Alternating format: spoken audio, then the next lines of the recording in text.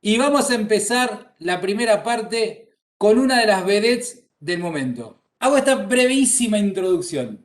Estamos hablando de proceso y tecnología. Desde dos lugares distintos me parece interesante pensar esto. Espero que esta luz la puse para cuando sea más de noche. Hablamos de, o estuvimos hablando hasta este encuentro de el uso de fuentes probatorias digitales. O sea, de todo lo que implicaba valernos de evidencia digital en los procesos. Se habló de documento electrónico en general, de prueba electrónica en general, de documento en particular. Y esto tiene que ver con el uso de fuentes probatorias digitales. Ahora, la historia no termina acá, porque también tenemos, y es uno de los problemas del momento, no a nivel local, sino a nivel mundial, el uso de tecnología sobre las fuentes probatorias clásicas. Usamos tecnología para la incorporación de las fuentes probatorias clásicas. Y entonces, mientras en el primer supuesto teníamos solamente una cuestión de fuente probatoria, o sea, todos los elementos que nosotros usamos para acreditar lo que afirmamos, acá tenemos un problema de fuente, pero más que de fuente tenemos un problema de medio probatorio. Recuerden, la diferencia entre fuente y medio tiene que ver con que las fuentes son todas estas cosas o personas que utilizamos como prueba del proceso y los medios son las modalidades que la legislación o la normativa, y van a ver después por qué, establece para incorporar las fuentes al proceso. Entonces nosotros tenemos un medio de prueba informativo, un medio testimonial, un medio confesional o de declaración de parte y todo. Son unos pasos procesales que el legislador, clásicamente, ahora ya no el legislador, nos han dado para decirnos cómo venga una prueba del proceso. Y esto impacta fuerte sobre el ejercicio del derecho de defensa del juicio. Bien, derecho a defenderse probando. De lo primero que vamos a hablar es de audiencias no presenciales. Este tema tiene a más de uno en vilo y estoy intentando, todavía no lo he logrado, generar alguna idea de sistematización de qué es lo relevante en esto. De esta manera, como la vamos a dar hoy, es la primera vez que lo doy la clase, así que si sale muy mal, les pido disculpas. Pero estoy tratando de buscar una sistematización y de buscar lo troncal en esto, más allá de lo puntual. Que vamos a ver algunas cosas puntuales. ¿Qué son las audiencias? Bueno, sabemos más o menos todo qué son las audiencias. Son actos mediante los cuales el órgano jurisdiccional recibe declaraciones de parte o de tercero, pueden ser testigo o perito, que se expresan en forma verbal.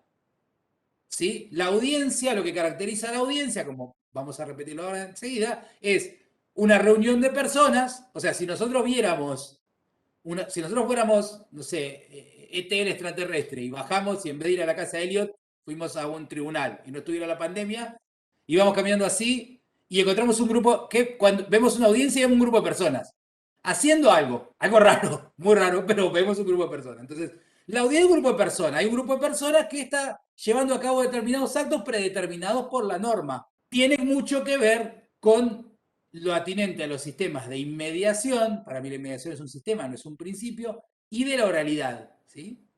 O sea, el contacto directo, ahora hablamos un poquito más de inmediación, y hacerlo de manera verbal. Estos son las audiencias. ¿Cómo se reglamentan las audiencias? Es algo que está escrito en los códigos procesales. Y hay distintos tipos de audiencias. Nosotros conocemos audiencias probatorias, podemos recibir una declaración testimonial, podemos recibir una declaración de parte, podemos recibir alguna explicación pericial que no haya sido dada por escrito.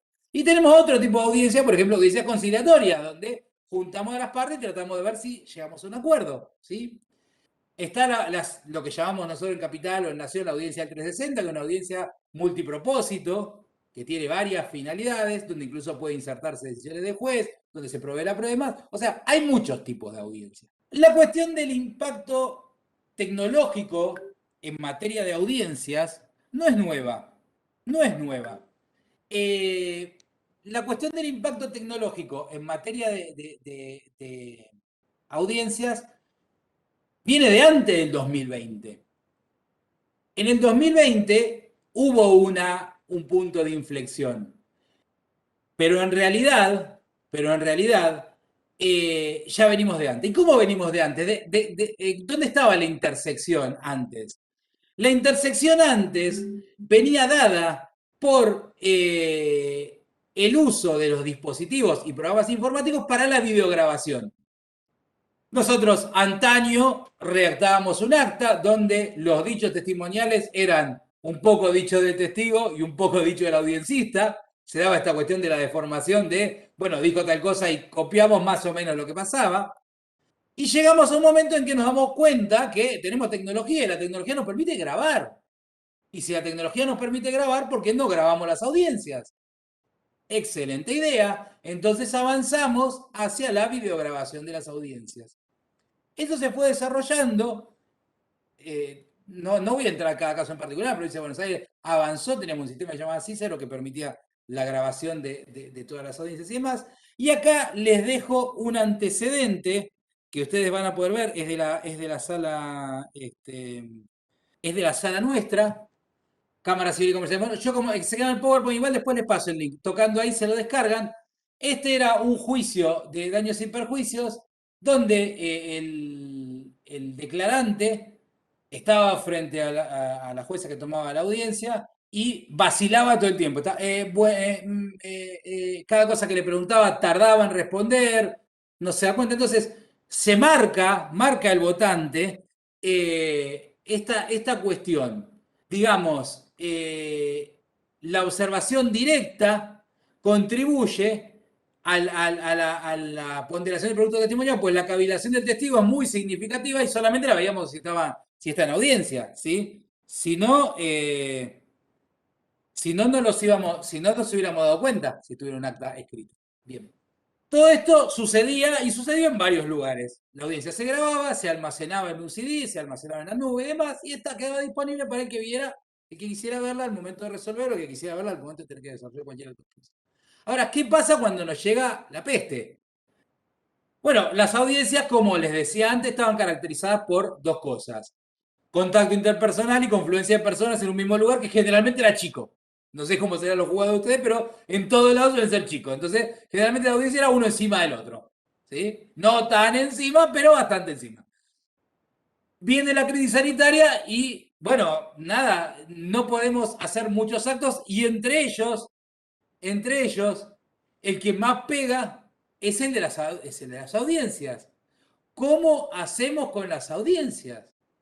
Y las audiencias son actos esenciales del proceso. El proceso no puede seguir hacia adelante. El proceso no puede seguir hacia adelante en la medida en que no llevamos a cabo las audiencias. Había que buscar una solución. Y para encontrar esta solución o para tratar de dar con esta solución, ¿qué es lo primero que se nos ocurre? Las videoconferencias, la posibilidad de estos contactos remotos como estamos teniendo. ¿Sí?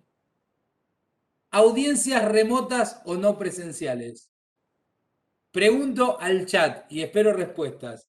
¿Alguien sabe lo que es eso que está al costado? Si hay algún nerd lo debe saber, ¿no? No hay nerds que sepan. Ah, che. Eso que está al costado es un robot de telepresencia. ¿Cómo funciona básicamente?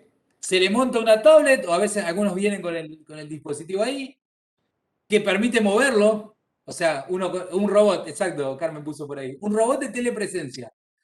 Entonces esto lo que nos permite es ir a los lugares en esta forma, tan, no sé, los supersónicos o Buck Rogers como quieran imaginarlo. Lo gracioso de todo el asunto, yo les dejo un link ahí abajo, que si alguien tiene 150.000 pesos para derrocharlos, puede comprarse uno. Les dejo el link de Mercado Libre. Yo no lo compré, por Dios. Siguiente, ahora paro y les traigo mi robot chiquitito, pero no es un robot de telepresencia. Es un robot que entra en la familia. Contable y se moviliza, lo que dice Carmen, sí, exacto. O sea, vos vas a una reunión y vas con el robot. Imagínate en una audiencia. Llega esta especie de jirafa abogadil saludándote y se te llega Imagínate llegás al mostrador judicial. Acá en Buenos Aires no podría pasar porque te lo roban en la segunda cuadra. Tiene un lugar más chico, más seguro. Llegás a hacer tribunales con un robot de telepresencia, sería maravilloso, maravilloso. Bueno, no importa. El que quiere un robot de telepresencia, clique ahí, hasta ayer había disponibles. Yo me fijé antes de la clase, hasta ayer había disponible. Bueno, va a repreguntar este robot de telepresencia. Pero bueno, esto no es lo que está pasando. ¿Cómo, qué pensamos por audiencias no presenciales?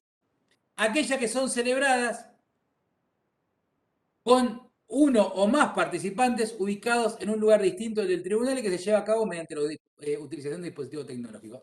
Definición inventada por mí. Son celebradas con uno o más participantes en un lugar distinto de la sede del tribunal. ¿Sí? Puede ser que, a ver, si todos estamos en la sede del tribunal es presencial. Si todos no estamos, es no presencial. Pero puede haber, ¿sí? Puede haber alguien en la sede del tribunal y otros no. Y eso es semipresencialidad. Básicamente necesitamos tres cosas. Hardware, una compu, una cámara, un micrófono. Software, fuente abierta o no, oficial o no. Y una conexión a la red. Si no tenemos estas tres cosas, no podemos llevar a cabo la audiencia. Esto que yo les digo y que parece una pavada y una obviedad, nos muestra que puede haber fallos en alguna de estas tres cosas. ¿Sí? Yo estoy tratando de construir una teoría de todo este asunto, o sea, más allá del punto concreto.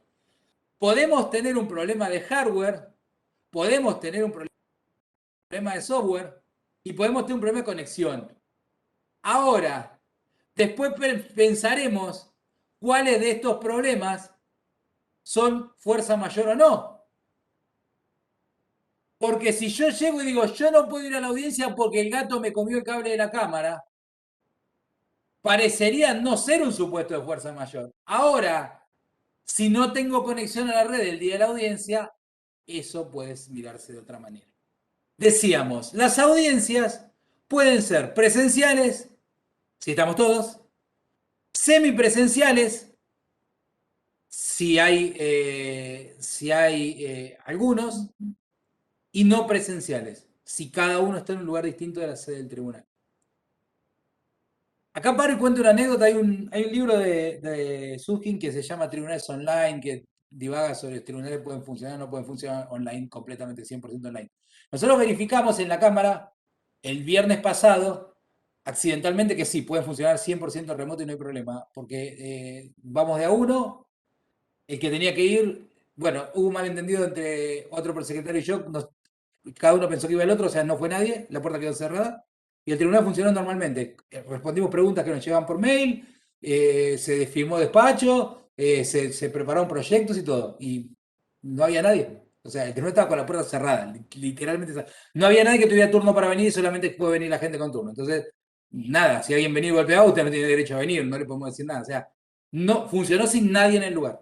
Y fue posible, ¿eh? Y al día siguiente, este martes, o sea, al día de acuerdo siguiente, sacamos aproximadamente 12 resoluciones o 13, así que imagínense cuánto se trabajó desde el jueves hasta ahí y no había nadie en la sede del tribunal. Digo, esas cosas pasan y empiezan a pasar. Ahora, vamos hacia una inmediación digital. ¿Qué es la inmediación? Bueno, Eisner la consideraba al principio, para mí es un sistema en virtud del cual se asegura que el juez se halle en permanente e íntima vinculación no dice directa, dice permanente e íntima, con los sujetos y elementos que intervienen en el proceso, recibiendo directamente las alegaciones de las partes y las aportaciones probatorias. ¿Sí? Pero es la recepción directa, no el contacto directo. En definitiva, el juez en contacto con las personas y con las cosas que están vinculadas de alguna manera al proceso para recibir las manifestaciones y para recibir los aportes probatorios. Rasgarnos las vestiduras por la inmediación digital, me parece a mí que es un poco hipócrita, porque hasta hace tiempo se toleraba, por ejemplo, que las audiencias las tomara un secretario, o que las tomara un empleado, peor todavía. Y entonces, y no, pero el juez no va a ver. O sea, yo mucha gente que escucho decir, no, audiencias remotas no, porque la apreciación y la mirada del testigo, y yo los conozco y conozco la historia judicial y la carrera judicial de muchos. Si vos en tu tribunal le hacías tomar la audiencia a los empleados. Y hoy me decís que no hay inmediación porque la tiene que tomar el juez con una cámara de por medio. Vamos, vamos. O sea, que si queremos ser serios, seamos serios. Yo le acepto a alguien que me lo cuestione si es un juez que siempre está tomando las declaraciones, personalmente, mirando a testigo a la cara y todo. Ahora, si delegó o se admitía la delegación, no sé hasta dónde criticar, por lo menos tan fuertemente como he escuchado esta cuestión de la inmigración digital. No soy defensor a ultranza de que todo se pueda hacer así. Lo que digo es que hay que mirarlo con algún viso de seriedad. Lo que es otro tipo de inmediación, ¿sí? Nadie puede discutir que en este momento estamos teniendo una clase. Es una clase que tiene sus ventajas y tiene sus desventajas. Tiene sus ventajas que yo hoy a la mañana pude ir a trabajar o pude trabajar en remoto en la cámara. Bueno, si hubiera ido también podía haber trabajado en remoto. Bueno, se empieza a mezclar todo como una ensalada. Hoy pude hacerle la comida a mi hijo porque le tocaba a mi esposa en presencial en el juzgado. Pude hacer un montón de cosas que tenía que hacer en mi casa y después pude dar la clase. ¿Sí? Nos ahorramos costo de traslado, ahorramos un montón de cosas. Pero ¿qué bemol tiene? Bueno, si hubiera estado en presencial, el contacto interpersonal es otro. Quizás hubiéramos hecho un break y hubiéramos tomado un café y la confraternización hubiera sido distinta. Quizás la pregunta, la respuesta, la atención sea otra. O sea, tiene sus pros y tiene sus contras. Es una inmediación distinta, una forma de contactarse distinta. De hecho, cuando pase el temblor, probablemente mantengamos esto para algunas cosas y vayamos a lo presencial para otras, ¿sí? Y quizás sea mejor y den mejores resultados. Y bueno, algunas cosas las hagamos así, otras cosas las hagamos presenciales, no lo sé. Ventajas y desventajas. Y yo, Carmen, en el juzgado de audiencia testimonial soy con testigo de manera presencial, pero frente a juez los abogados están en videoconferencia, se graba. Exactamente, bueno. Carmen ahí trae un poco, no me spoilees, Carmen, pero el tema de la semipresencialidad testimonial. De eso vamos a hablar un poquito más, un cachitín más adelante, si me tienen suficiente paciencia. Vamos bien de tiempo igual. Ventajas y desventajas. Ventajas. Pudimos llevar actos en un momento, pudimos llevar adelante las cuestiones en un momento de emergencia sanitaria. No es necesario que el interviniente venga a la sede del tribunal.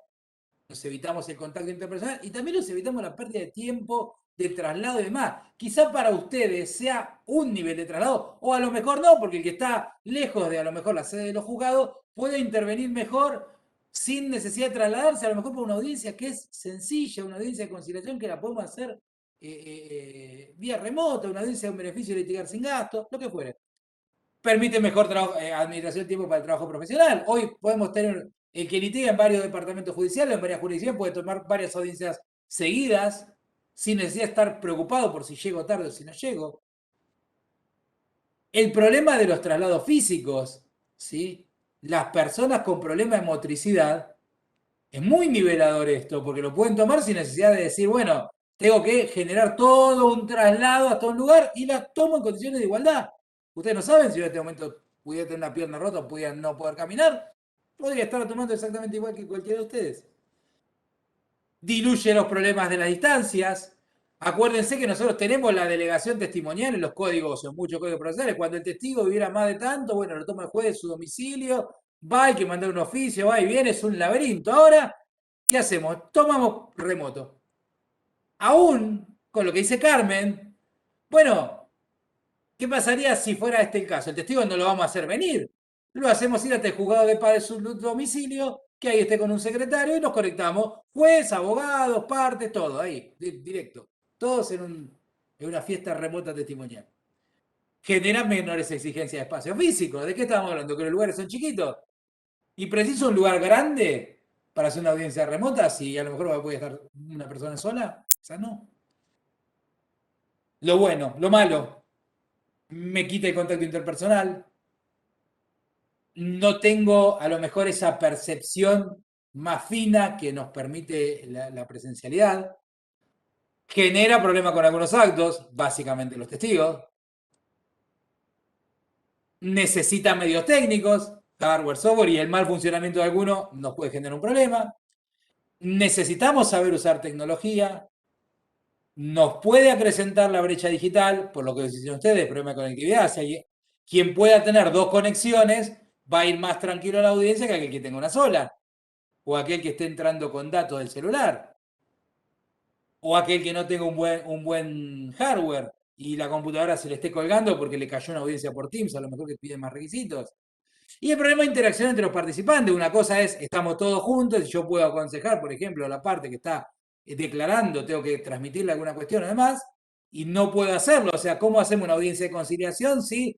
¿Qué hacemos? Pasamos a una sala privada. Eso requiere alguna organización distinta. Como ven, ni todo es bueno, ni todo es malo. Los que dicen las audiencias remotas son la panacea, no creo que tengan razón. No creo que tengan razón. La verdad, no. Miren que yo soy muy tequi, pero no creo que tengan razón. Y los que dicen, no, las audiencias remotas sirven para nada, tampoco creo que tengan razón.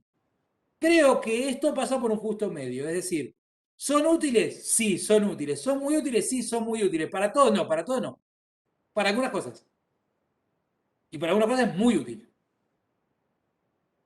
Ahora, ¿cómo juega la cuestión de las audiencias remotas? ¿Se inventan hoy? No.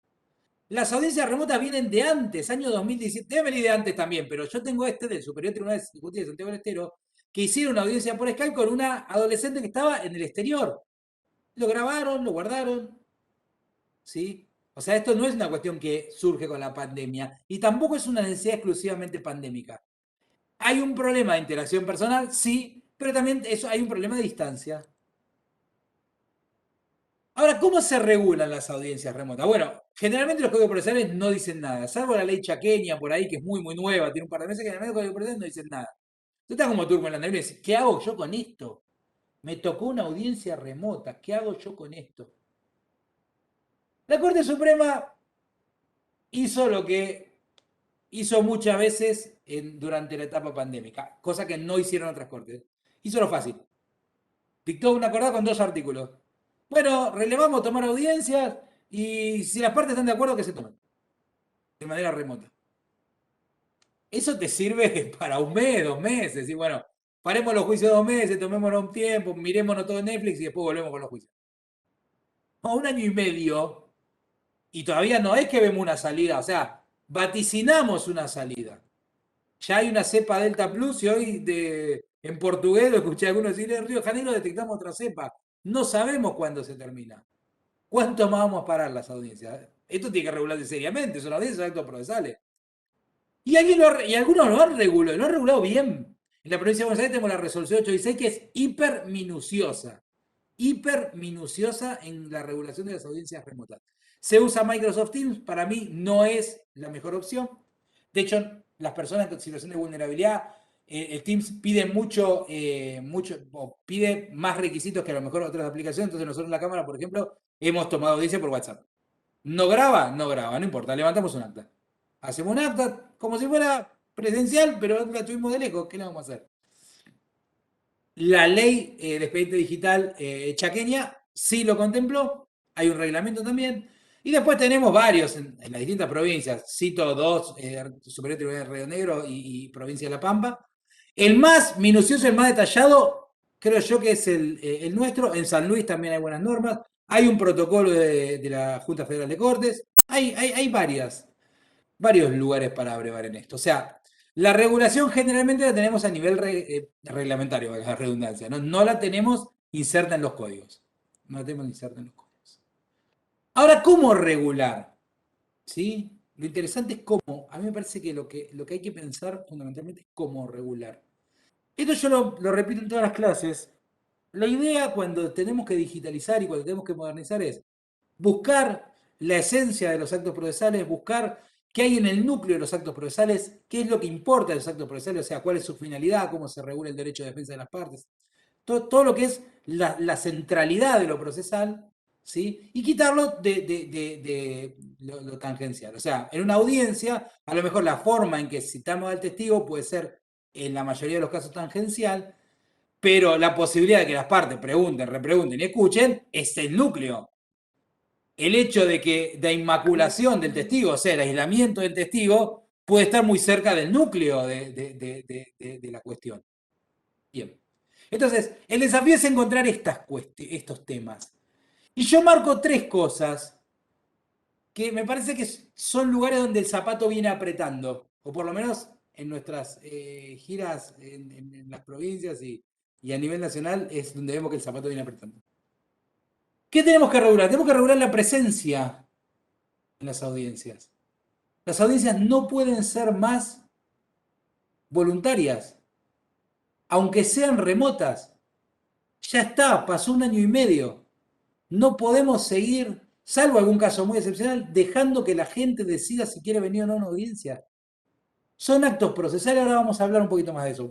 Tiro los temas sobre la mesa, si usted quiere algo más, o se abre el micrófono, me lo dicen en el chat. Tiro las líneas por donde circulamos arriba de la mesa, después vemos por dónde transitamos.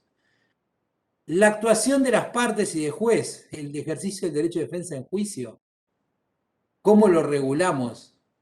¿Cómo generamos estas condiciones que les permitan a las partes intervenir del mismo modo que si la audiencia fuera presencial? Básicamente, ¿qué hace una parte de una asistencia letrada? Escucha, procesa e interviene. Escucha, procesa e interviene. Y después el producto testimonial. Nos interesa que la prueba que tenemos nos sirva. O sea, no sea una prueba que vamos a desechar a los 2 días porque no nos sirvió. ¿Sí? Porque se contaminó. Porque el medio contaminó la fuente. Tampoco voy a ser hipócrita con esto. Algunos dicen, no, bueno, si vos tomas una audiencia testimonial, puede haber una persona escondida atrás del monitor. Y sí, ustedes no saben si atrás del monitor, no sé, yo tengo, no sé, cualquier cosa, un monstruo, no sé, un robot. Puedo tener cualquier cosa, un robot de telepresencia, ahí soplándome. Hay un robot de telepresencia que sacaba esa jirafa diciéndome lo que tengo que decir en la clase. Y yo vengo y lo repito, o sea, soy un repetidor porque soy gracioso. No, no sabemos. Ahora, cuando tomamos las audiencias presenciales, y yo he trabajado en tribunales desde que soy casi, no sé, casi fue explotación infantil en mis tribunales.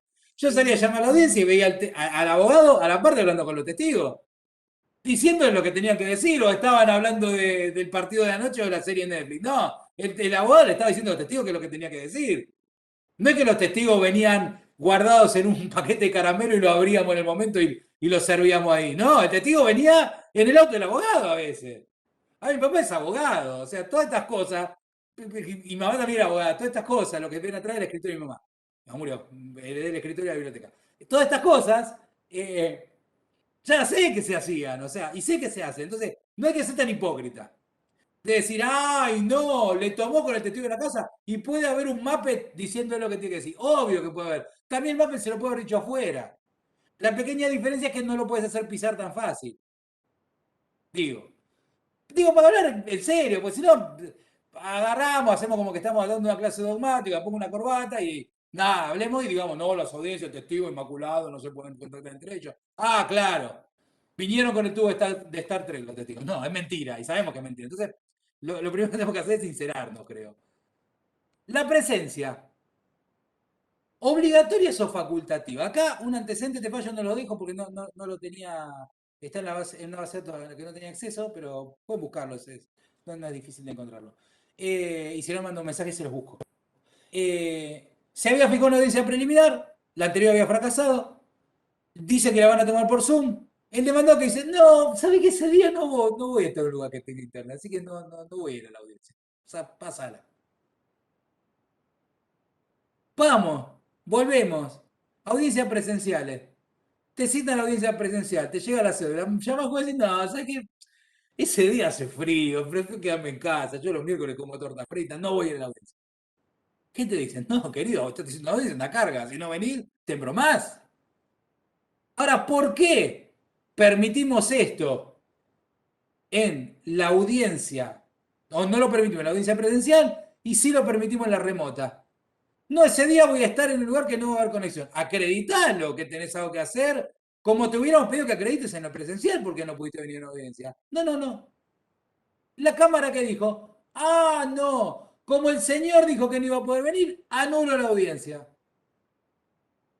Le haces el juego, corazón. Le haces el juego, lo citaron en una audiencia. ¿Cómo le va? Que justifico que voy a estar de viaje, traigo la constancia, bueno, está bien, como si fuera una audiencia presencial. Lo justifico. Ahora, porque digan, nada más, no, ese día no voy a tener internet. No, para mí no funciona así. Y es un problema porque el expediente se queda parado ahí. Fijan otra y dicen, no, ¿sabes qué? Ese día tampoco voy a tener internet. Y como la cámara ya me avaló, The Show Must Go On, le pongo ahí al título este sí se lo dejo para que lo descarguen. Es uno que el juego decía que no quería tomar la audiencia preliminar porque no tenía cámaras. Entonces no voy a tomar la audiencia. ¿Qué le dice otra sala de cámara? Mire, no se puede descartar las audiencias no presenciales. Y si no, busquen la vuelta ustedes, señor, pero dice por ahí abajo, sin desconocer la trascendencia, el decisorio en crisis no plasma un análisis adecuado sobre mayores variantes o posibilidades de acción, sino que se enseña por el conocimiento de la parte de una realidad que les resulta infranqueable. Claro, ¿qué quieren que haga la parte si el juzgado no tiene cámara? Está bien decir, préstale una. Con incertezas en torno a la reanudación efectiva del plazo presente que por ende afecta la garantía de defensa en juicio. Fíjense que esto fue en diciembre del 2020. Si lo dejaban clavado, se comían medio año más y sin tener la cámara. No es así. ¿Qué está marcando acá el tribunal? Miren, señores, los juicios tienen que continuar y si hay que tomar una audiencia, busque la forma de plasmarla o de documentarla o cómo hace. Es usted el juzgado, no le tiene que decir las partes cómo soluciona este problema, este interíngulis. Pero no puede dejar el proceso parado en ese sentido. Es así que hace una semana, cliqueando ahí la descargan, la Suprema Corte de Justicia de la Provincia de Buenos Aires reacciona fuerte y les dice a todos los órganos judiciales, tomen las audiencias prioritariamente con el uso de medios tecnológicos. Y tengan en cuenta, pongo ahí abajo, que las convocatorias a audiencias deben ser formuladas bajo percibimiento de celebrarse con cualquiera de las partes que concurra. O sea, decir, fije la audiencia y el que no va, no va. Pero usted no puede seguir dependiendo de que la parte quiera venir a una audiencia. Porque eso conspira contra la lógica misma del proceso judicial. El proceso judicial tiene cargas, tiene obligaciones y deberes también, pero tiene cargas que si no cumplo, me embromo. Y a un año y medio de esta situación, tienen que encontrar la vuelta. ¿Habrá un caso concreto en que no tome la audiencia por X?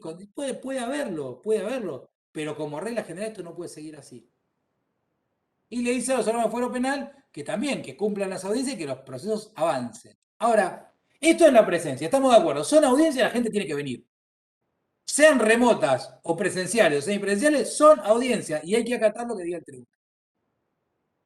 Ahora, ¿qué pasa si los medios tecnológicos impactan negativamente en la actuación? Acá nosotros tuvimos un caso también de mi sala, traigo mucho de mi sala porque los tribunales muchos no publican lo que hacen o no les caerá en estos casos, no sé, me vendrán todo morón. ¿Qué pasaba? La parte demandada en juicio de alimentos no había contestado la demanda cuando la tiene que contestar, que es en el momento de la audiencia, o antes, en la audiencia no había dicho nada, y después viene y dice, no, contesto demanda 15 días después. Y porque la audiencia no se escuchaba bien, se cortaba y demás. Pedimos el video de la audiencia y la audiencia se veía perfecto. En un solo momento el demandado se le corta un poquito y después sigue. Y cuando cierran la audiencia, no es que la abogada dice, no, miren, cerremos porque no se me escucha, no se me escuchó, tuve algún problema. No dice absolutamente nada. Y después viene a plantear la nulidad diciendo, bueno, en realidad no pude intervenir, tuve problemas de conectividad y demás. Ahí quizás se nos deslizó algo demasiado duro que fue decirle que hay cargas que pesan sobre las partes y tener conectividad es una de ellas. No sé si estuvimos tan bien ahí, me da alguna duda, la verdad me da alguna duda. Ahí le puso un mensaje, ahí voy con el mensajito. Me da alguna duda, la verdad. Pero bueno, también es cierto que la resolución 816 le establece a las partes un montón de cuestiones que tienen que cumplir y debería cumplirlas. Y entre ellas está tener conexión a Internet. Hoy en día, pienso yo, meterse en una audiencia siendo un profesional de derecho con los datos del celular es un riesgo. Es un riesgo que estás autoasumiendo. Si vos tenías que llegar a la audiencia y en vez de irte viajando en un medio de transporte, optabas por ir caminando y después llegabas tarde, es también un riesgo que estabas asumiendo. O sea, ¿hasta dónde está ese riesgo? Bueno, esto todavía no está bien asentado, ni en la jurisprudencia ni en la doctrina. No sé si ustedes han tenido antecedentes de esa cuestión. A ver, dice por ahí Pamela, nosotros aclaramos que consideramos desconexión en la preliminar, su desconexión en la preliminar que se haya llamado dos veces. Si uno acredita inconveniente, se considera abandono. Claro, claro, o sea, decir, bueno, si no acreditas que es un poco lo que nosotros decíamos acá, no acreditaste que te pasó nada. También es medio difícil acreditar un corte de internet, pero bueno, podrás, no sé. Lo que se aconseja es tener dos conexiones, pero también hay estudios que te dicen, yo no puedo tener dos conexiones. Hoy, con la pandemia, el problema económico y todo, no puedo soportar dos conexiones de internet. Y yo qué sé, tampoco es tan absurdo lo que se dice en ese sentido. Bueno, la realidad es que ahí en la audiencia se había planteado nada, se vino a plantear después. Sacamos carpeta. Ahora después vamos a ver un tema de problemas de conexión que está bastante bueno. Ahora hay un fallo de la Suprema Corte de Justicia de la Provincia de Buenos Aires, no tiene que ver con audiencia, tiene que ver con presentaciones, donde el doctor Genú, el fallo pueden acceder cliqueando ahí, el doctor Genú habla del problema de conectividad como una causa de fuerza mayor y lo dice de manera muy genérica. Dice, bueno, puede haber un problema de conectividad, entonces lo consideramos fuerza mayor. A ver, esperen. Sol, en Misiones Interior de la Provincia hacemos audiencia presencial, ya que los juegos de instrucción, por ejemplo, no cuentan con los medios para realizar audiencia remota. Y ni hablar que la mayoría de la gente vive en el campo y sería casi imposible que posean conectividad. Algunos no poseen ni un medio para comunicarse telefónicamente. Bueno, después ahora yo abro un poco sobre el final del tema de la brecha digital. Y hay veces no la vas a poder hacer. Son parte de los bemoles de las audiencias no presenciales. O sea, a veces la vas a poder hacer, sí. A veces vas a poder hacer semipresencial, traer a la persona que no tiene conectividad y a quien la tenga, ahorrarte la presencia de alguno. No lo sé. Pero es una cuestión que existe, no podemos desconocerla. O sea, sería absurdo y demasiado centralista decir, no, nadie tiene problema de internet. A ver, yo acá tengo problema de internet. Bueno, prepárense para esto. Le voy a presentar el Frankenstein jurídico. Esto requiere una pequeña explicación.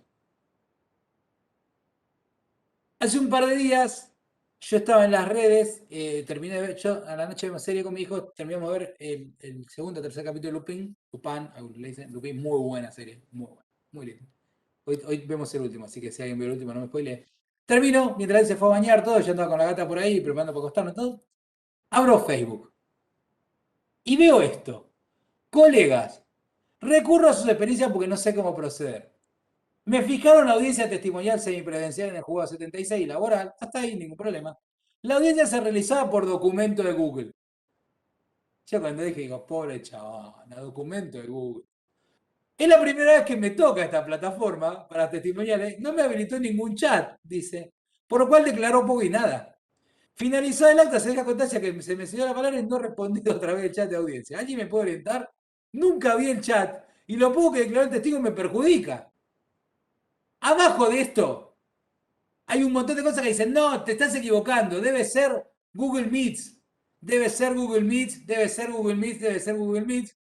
Y la pobre colega explicándole a todos, no es Google Docs, Google Docs, Google Docs. Bueno, yo le escribo, aparte, y le digo, hola Brenda, mirá, soy Hernán Cuadri del Foro de Derecho Procesal Electrónico, Ninja del Derecho Procesal Electrónico, nunca vi algo así, decime por favor el número de causa. Me pasa el número de causa y voy a buscar el despacho. Digo, a lo mejor recién se recibe, está diciendo cualquier cosa. Acá cliqueando le dejo la resolución de la Cámara Nacional de Trabajo que reglamenta el tema de las audiencias remotas. Voy a mirar el despacho. Y me encuentro, este despacho se lo dejé entre el material, para que se infarten. Dice que, bueno, como tienen poca posibilidad informática, la audiencia va a hacerse así. Solamente va el testigo, no los abogados. Hasta ahí se me presencial, ponele. El testigo será libremente interrogado por el juzgado y los abogados que deseen participar del acto estarán conectados por la plataforma digital Documento de Google, en la cual se levantará el acta de audiencia respectiva, cuyo contenido será visualizado en tiempo real por los intervinientes a medida que se haga confeccionado por el juzgado. A ver si no entendemos lo que hicieron. Testigo en el juzgado, audiencista, y los abogados y las abogadas conectados a un documento que van viendo cómo se escribe, no escuchan al testigo, ven cómo se escribe el documento. Y si quieren hacer una pregunta, tenían que mandar un mail. Y que dice que, bueno, antes podía preguntar un interrogatorio que no iba a ser vinculante para el juzgado, o sea, le podía estar preguntando cualquier cosa y vos no lo veías. Y que los letrados que se hubieran conectado a través del link serán presentados, que le quitarán su identidad a través de la exhibición de su credencial habilitante incorporando como un archivo de imagen al acta respectiva. O sea, tenías que meter un archivo de imagen en el acta. Y cuando el letrado venía después, bueno, se lo presenta esa oportunidad y trataba de hacer preguntas. Claro, esta pobre mujer, ¿cómo puede? A ver, ¿cómo se le puede haber ocurrido a alguien hacer esto? Por Dios. Es ilegal por donde lo mire, es violatorio de todo por donde se lo mire. Uno ve el acta que se va labrando, no sabe lo que el testigo dijo, no lo escucha, no lo ve, ni tiene muy claro cómo preguntar. Yo le dije, Lorena, plantea la nulidad. te hubieras, un chico que nos sigue mucho en redes, Ezequiel Ferrer, dice, te hubieras opuesto a eso. Claro, no entendió. Le mandaron un link y pensó que se le iba a abrir algo como Zoom. Y se le abrió un escrito adelante de la cara. O sea, es de las cosas más aberrantes que he visto. Yo vi el acta, se la dejo también. Y el acta dice, presente la letra, no pregunto. ¿Qué va a preguntar, pobre tipo, en esas condiciones, por Dios? Pero, ¿a qué trasnochado se le puede ocurrir hacer esto? ¿A qué trasnochado se le puede ocurrir hacer esto? Disculpen si a alguno de ustedes se le ocurre, pero es un trasnochado. El planteo que, Gladys, solicitar turno se complica, entonces te pregunto, ¿dónde quedaría la tutela judicial efectiva? El planteo que antecede tal cual, lo que vemos a diario, hasta para solicitar un turno se complica, entonces pregunto dónde quedaría la tutela judicial efectiva, la ciudad de justicia. Gladys, en muchos casos, o sea, complicarle la vida a la gente con lo electrónico viola la tutela judicial efectiva. Favorecérsela, no. Entonces, si vos tenés un problema, lo puedes acreditar. Bueno, ahí no hay violación a la tutela judicial efectiva. Ahora, también hay otra cuestión, Gladys. Mira, y sé que esto es antipático. Quieren los abogados que estén, enójense. El abogado está ejerciendo un trabajo. Y para ejercer ese trabajo necesita determinadas cosas. Conexión, software, hardware y cosas. ¿Sí? Yo a veces me río porque algunos empleados judiciales o funcionarios judiciales dicen, yo no puedo trabajar porque tengo una sola computadora. Anda, comprate otra, querido. Yo ya llevo gastado como 300.000 pesos en computadora desde que empezó la pandemia. 100.000 en una notebook, 70.000 en otra de escritorio, 30.000 en una impresora. ¿Qué te pensás que me sobra? No, yo también tuve que pagar. Y las notebooks están caras. Y no tengo para poner 5 computadoras de escritorio en mi casa. No es tampoco un palacio esto. Tiene 5 habitaciones, 4 habitaciones, pero no es un palacio. Una casa normal, chica, mediana. Entonces, tenés que ejercer la profesión y tenés que ponerte en condiciones de ejercerla. Tenés que tener conexión a internet, esto y lo otro. Si te pasa algo de fuerza mayor, te pasa algo de fuerza mayor. ¿A qué voy? Es que el abogado no puede decir, hey, no, pero yo pidiéndome todos estos requisitos violan el derecho de defensa de juicio. En realidad no. En realidad no. Son requisitos para la administración de justicia y si todos queremos que las cosas mejoren, hay que ponerse a tiro. Ahora, si después se te cae la conexión a internet, bueno, eso es otra cosa.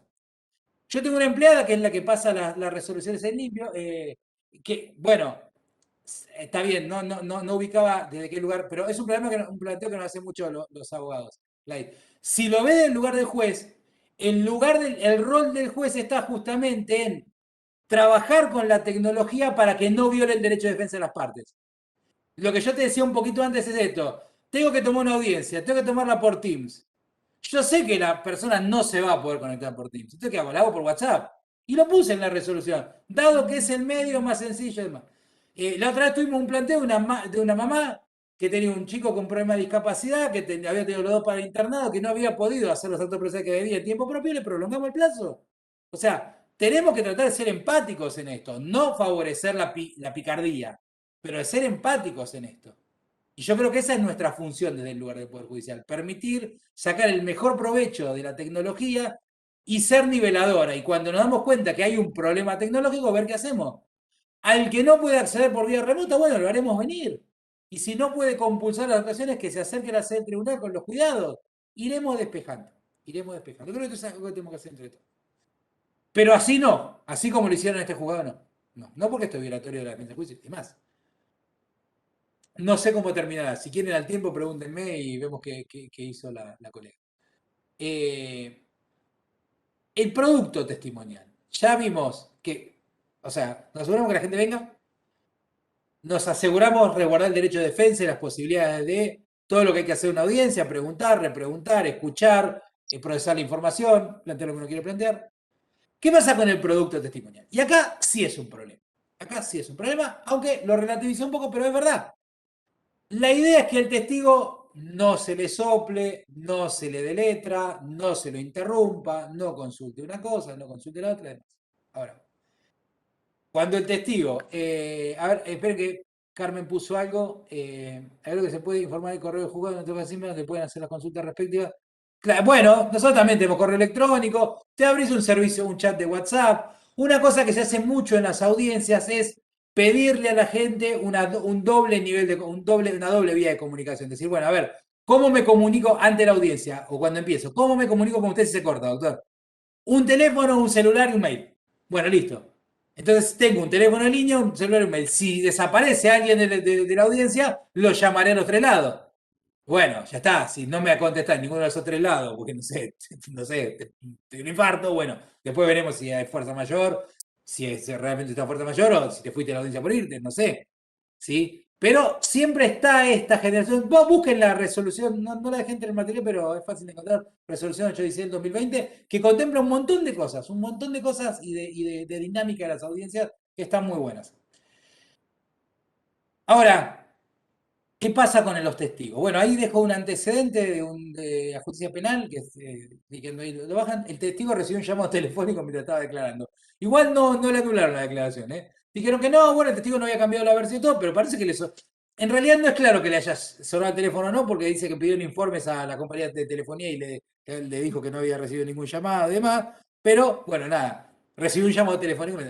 Pero no es falta un llamado telefónico. A ver, si a mí ahora se me está abriendo la ventana de WhatsApp y me están diciendo cosas o hay alguien soplándome cómo dar la clase, ustedes tampoco se dan cuenta porque ven de la pantalla por acá. Algunos dicen, bueno, ¿qué hacer con la cámara una vuelta? Son medidas que pueden tomarse, pero tendrías que tener una cámara 360 donde el testigo está. Lo mejor, yo creo, es lo que se hablaba antes, que el testigo venga a la sede del tribunal, se siente en la sede del tribunal con el distanciamiento adecuado, ¿sí? Mampara y demás, desde ahí se lo interroga y los abogados y las partes en el remoto. Nos evitamos la aglomeración de gente, vienen de a uno, si quieren en varios días, y podemos llevar a cabo las audiencias. Así se está haciendo mucho en Morón y es algo que funciona. La forma de grabación. Bueno, ahí se han presentado algunos problemas. La mayoría de las plataformas, la mayoría de las plataformas que tenés te permite la grabación, algunas en la nube y algunas de manera local. Yo aconsejo siempre grabar de manera local, porque incluso te permite que si se corta, automáticamente Zoom te genera la grabación y te la guarda.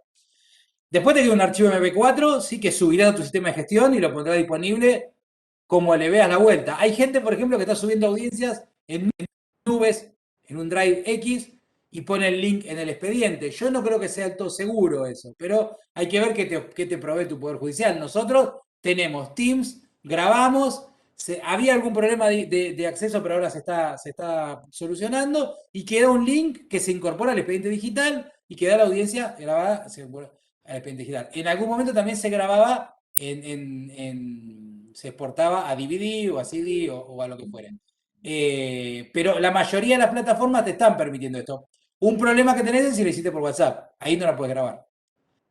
Pero, Carmen, tampoco podías grabar una audiencia presencial en el principio. O sea, hoy nos regamos la vestida y decir, si lo hiciste por WhatsApp no puedes grabar. Y bueno, cuando no grababas, no grababas, hacías un acta. Entonces, vos harás el acta donde detallás que te comunicamos. Nosotros hacemos así, hacemos un acta donde detallamos que nos comunicamos por WhatsApp, por tal y tal razón.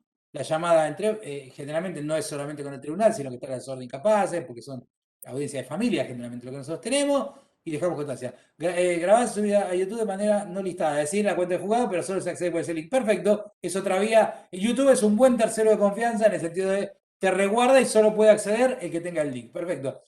Te puede pasar también que ese link se filtre. Y bueno, salvo que sea una audiencia de familia, alguna cosa así, no vas a tener problema, porque en definitiva las audiencias son públicas, o sea, no tenés nada que esconder. Si tuvieras algo que esconder, podés buscarlo otra vuelta, pero YouTube es un buen lugar de conservación. Después quiero volver sobre esto, Carmen. Dejemos este asterisquito ahí porque de esto quiero volver con lo que vos me decís. Posibilidades disruptivas. Juego de Familia 9, Departamento Judicial de Morón, notificaron por WhatsApp una audiencia, la demandada estaba en el extranjero y se hizo la audiencia con el actor en Morón y la demandada en España, no en Inglaterra, en España. Y llegaron a un acuerdo. Alguien me puede decir, ¿cómo firma el acta? ¿Y para qué quiere que firme el acta si la tenés grabada diciendo que sí que está de acuerdo? Eso es un tema. No firma el acta. Bueno, no firma el acta, pero está grabada diciendo que está de acuerdo. O sea, no es exclusivo patrimonio del universo que el acta tenga que ser firmada. O sea, la manifestación de la voluntad creo que es clara. Llegaron a un acuerdo, se homologó y está pasando la cuota alimentaria. El 10 de diciembre se autorizó la notificación por WhatsApp, el 2 de marzo ya había un acuerdo. ¿Cuánto hubiera tardado para hacer esto con Extraordinary Day? Y de hecho no lo podía haber hecho si no hubiera tenido. Entonces, esto es lo que nos da la tecnología. La tecnología es disruptiva, nos permite hacer cosas que antes no podíamos. Si nos vamos a quedar con el problema de conectividad que vive en el interior y que bueno, que entonces no podemos hacer audiencias remotas, no, creo que nos quedamos cortos. Ahora, si vamos a decir, bueno, vamos a hacer todo remoto y no nos importa que vive en el interior, también nos quedamos cortos. ¿Qué es lo que tenemos que hacer? Podemos aprovechar audiencias remotas y saquémosle todo el jugo que podamos. Todo el jugo que podamos. Audiencia conciliatoria, audiencia con testigos lejos, todo el jugo que podamos. Y bueno, y algunas cosas no. Bueno, esas cosas no. Esas cosas no. Vamos a haber avanzado, claro, avanzamos un 75% a lo mejor. Nos falta un 25%, bueno, podemos el 25%. No te preocupes, o sea. En resumen, todavía no se superó la pandemia. Tenemos que ver qué hacemos con la cuestión de las audiencias remotas. Hace falta una regulación clara, concreta, suficiente y no puede estar esto, no puede quedar en la indefinición. No puede quedar en un limbo, en lo discrecional. En voy si quiero, tomo audiencia si quiero. Bueno, voy a empezar a tomar audiencia, decía algún magistrado por ahí por Morón. ¿Cómo vas a empezar a tomar audiencia? Es un año y medio. Tu compañero están tomando hace un año y medio, están volviendo loco y vos vas a empezar ahora. Y te lo tiene que decir la corte que empieza a tomar audiencia. ¿No te das cuenta que se te viene encima una ola de expediente gigante? Ahora, cuando pasa el temblor, que supongo que en algún momento va a pasar, ¿qué va a pasar? ¿Qué va a pasar con las audiencias remotas? ¿La vamos a tirar a la basura? ¿Le vamos a dar las gracias y vamos a decir, bueno, váyase? ¿O vamos a capitalizar lo que nos puedan dejar, ¿sí? E incorporar lo bueno que nos deja y a lo malo dejarlo fluir? Pero, como decíamos antes, fíjense cómo cierro, ver la cuestión de la brecha digital para evitar que este tipo de actos pueda ser perjudicial para el derecho de defensa de las partes, el acceso a la justicia y especialmente quien esté en situación de vulnerabilidad. O sea, no podemos exigir a la persona en situación de vulnerabilidad e incluso tener en cuenta el tema de los datos. ¿Sí? Mi esposa es psicóloga, no es abogada, es psicóloga y toma a veces eh, audiencias remotas por WhatsApp y yo le digo, y a veces hay cosas que, porque ella o sea, no está tan metida en el palo tecnológico, hay cosas en las que no liga. Digo, esperá, Cristi, relájate, porque vos le tomás la audiencia a esta gente desde casa, con el wifi, que anda cuando quiere, pero anda. Pero del otro lado, la mujer está con datos, y a lo mejor le comiste todos los datos que tenía para el mes para hacer la audiencia. Entonces tratá de hablarle todo lo que tengas que hablar por el chat y después hacer concisita la audiencia, hacerla lo más cortita que puedas. Porque si no, a lo mejor le estás generando un demérito económico. Para la gente en situación de vulnerabilidad, especialmente para la gente con problema de capacidad, el no tener que ir al juzgado, que muchas veces es iatrogénico, es traumatizante, y el poder ser entrevistado desde su lugar, en la medida en que pueda ser entrevistado desde su lugar, es muy provechoso. Trasladar a una persona con discapacidad motriz desde a lo mejor 10, 15 o 20 kilómetros que tenemos acá en el conurbano, de diferencia, o más, en un remis, que lo tiene que esperar y después volverlo a llevar, a la gente le produce un daño económico muy grande y lo podemos solucionar con una llamada de teléfono. O sea, eso es la tecnología. Para eso nos tiene que servir la tecnología. Para que a la gente le sea más fácil la vida. A la gente vulnerable, a la gente no vulnerable, a nosotros, a los abogados, a las abogadas, a todos, a los empleados, a todos. La tecnología viene para eso, para ayudarnos, no para perjudicarnos. ¿Sí? No tenemos que ver como una amenaza. En algunos casos como una amenaza, sí. Bueno, al Frankenstein le fue una amenaza. ¿Sí? Termino con dos escenas post-crédito. La primera, doctor López, el chino López, juez penal de Lomas. ¿Sí? Lo que tiene en el bolsillo es un defensor oficial. No es el hombre hormiga, ¿eh? No es Ant-Man, no. Es un defensor oficial hablando del celular. ¿Qué pasó? ¿No se podía conectar? Entonces, ¿qué hizo el juez? Le dijo, llamame por el WhatsApp, yo te sostengo y participás en la audiencia de esta manera. Retomo lo que decía Carmen de subir a YouTube. Carmen también podría haber dicho, yo no puedo tomar las audiencias porque no tengo donde poner el video. El Chino López también podría haber dicho, esta audiencia no la tomo porque no se puede conectar. ¿Sí? Pero no es esa la actitud que la gente espera de nosotros. La actitud es la de muchas Cármenes, muchos chinos, muchos Hernanes y muchos otros que tratan de que las cosas vayan para adelante y que las cosas funcionen, ¿sí? Y que funcionen lo mejor posible. Y le buscamos la vuelta con lo que tenemos para que funcione lo mejor que pueda funcionar. Y asumimos riesgos, ¿sí? Asumimos riesgo todos los días. Los que estamos operando en la justicia de la pandemia, asumimos riesgo todos los días. De equivocarnos, de resbalar, de patinar en algo, de que algo salga mal, de que el link a Carmen se le filtre o que al chino la comunicación se le corte. Pero no importa. Preferimos asumir los riesgos, pero que la justicia avance, porque eso es lo que la gente espera de nosotros, porque hay muchas cuestiones en juego. Lo otro que le comparto es mi cosecha personal de cosas bizarras. Quiero suponer que todos conocen el video del abogado y gato, ¿no? Sí. Bueno, entonces, si todos conocen el de la... Yo después se los dejo con los links de todos, pero si todos conocen el del abogado gato, vamos a ver ahora uno un poco más serio, un poco más grave, que es el del juez con problema de conexión. ¿Lo están viendo ahí? Las partes, ¿no? Es muy bueno esto. Ya están todas las partes, doctor. ¿Están todas las partes, Ana? Sí, están todas las partes, doctor. Ana. Sí, ¿Están todas las están partes? todas las- Sí, doctor, están todas las partes. Ya, vamos a continuar. El doctor Oliva, por favor. Señor juez, nuevamente, nos vamos a oponer a que se continúe con esta audiencia si no tenemos las garantías. Doctor Oliva, Ya, ponga su doctor mano. Oliva. Por favor, cierre su línea, señor juez. Voy a, por Se le va a favor, conceder la palabra. voy a pedirle, por favor, nuevamente reitero la solicitud, ¿ya? Y dejar constancia en caso contrario. La conexión que usted tiene no cumple con las especificaciones que están en la resolución administrativa 173/2020. Y todos en esta sala estamos evidenciando ello.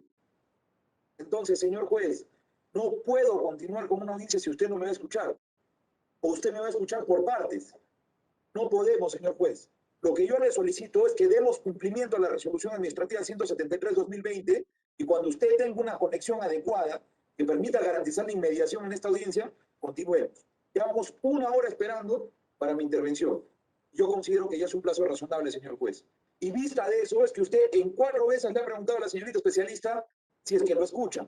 Y todos aquí hemos escuchado que ella le contesta, pero usted no escucha. Ya lo estoy escuchando. Ese es el problema, señor juez. Yo, por favor, le pediría, hasta que garanticemos que tengamos ese ancho de banda o tengamos esa fluidez en la comunicación, no puedo continuar con la audiencia, señor juez. Por favor, de la mejor manera y con el mayor respeto posible se lo estoy solicitando. Ya lo escucho. Listo. Suficiente humillación por el momento. Suficiente humillación por el momento. Estas cosas pasan. Estas cosas pasan. Después que. Pero véanlo que como 10 minutos. Y aparte al abogado le andaba hermosa la conexión.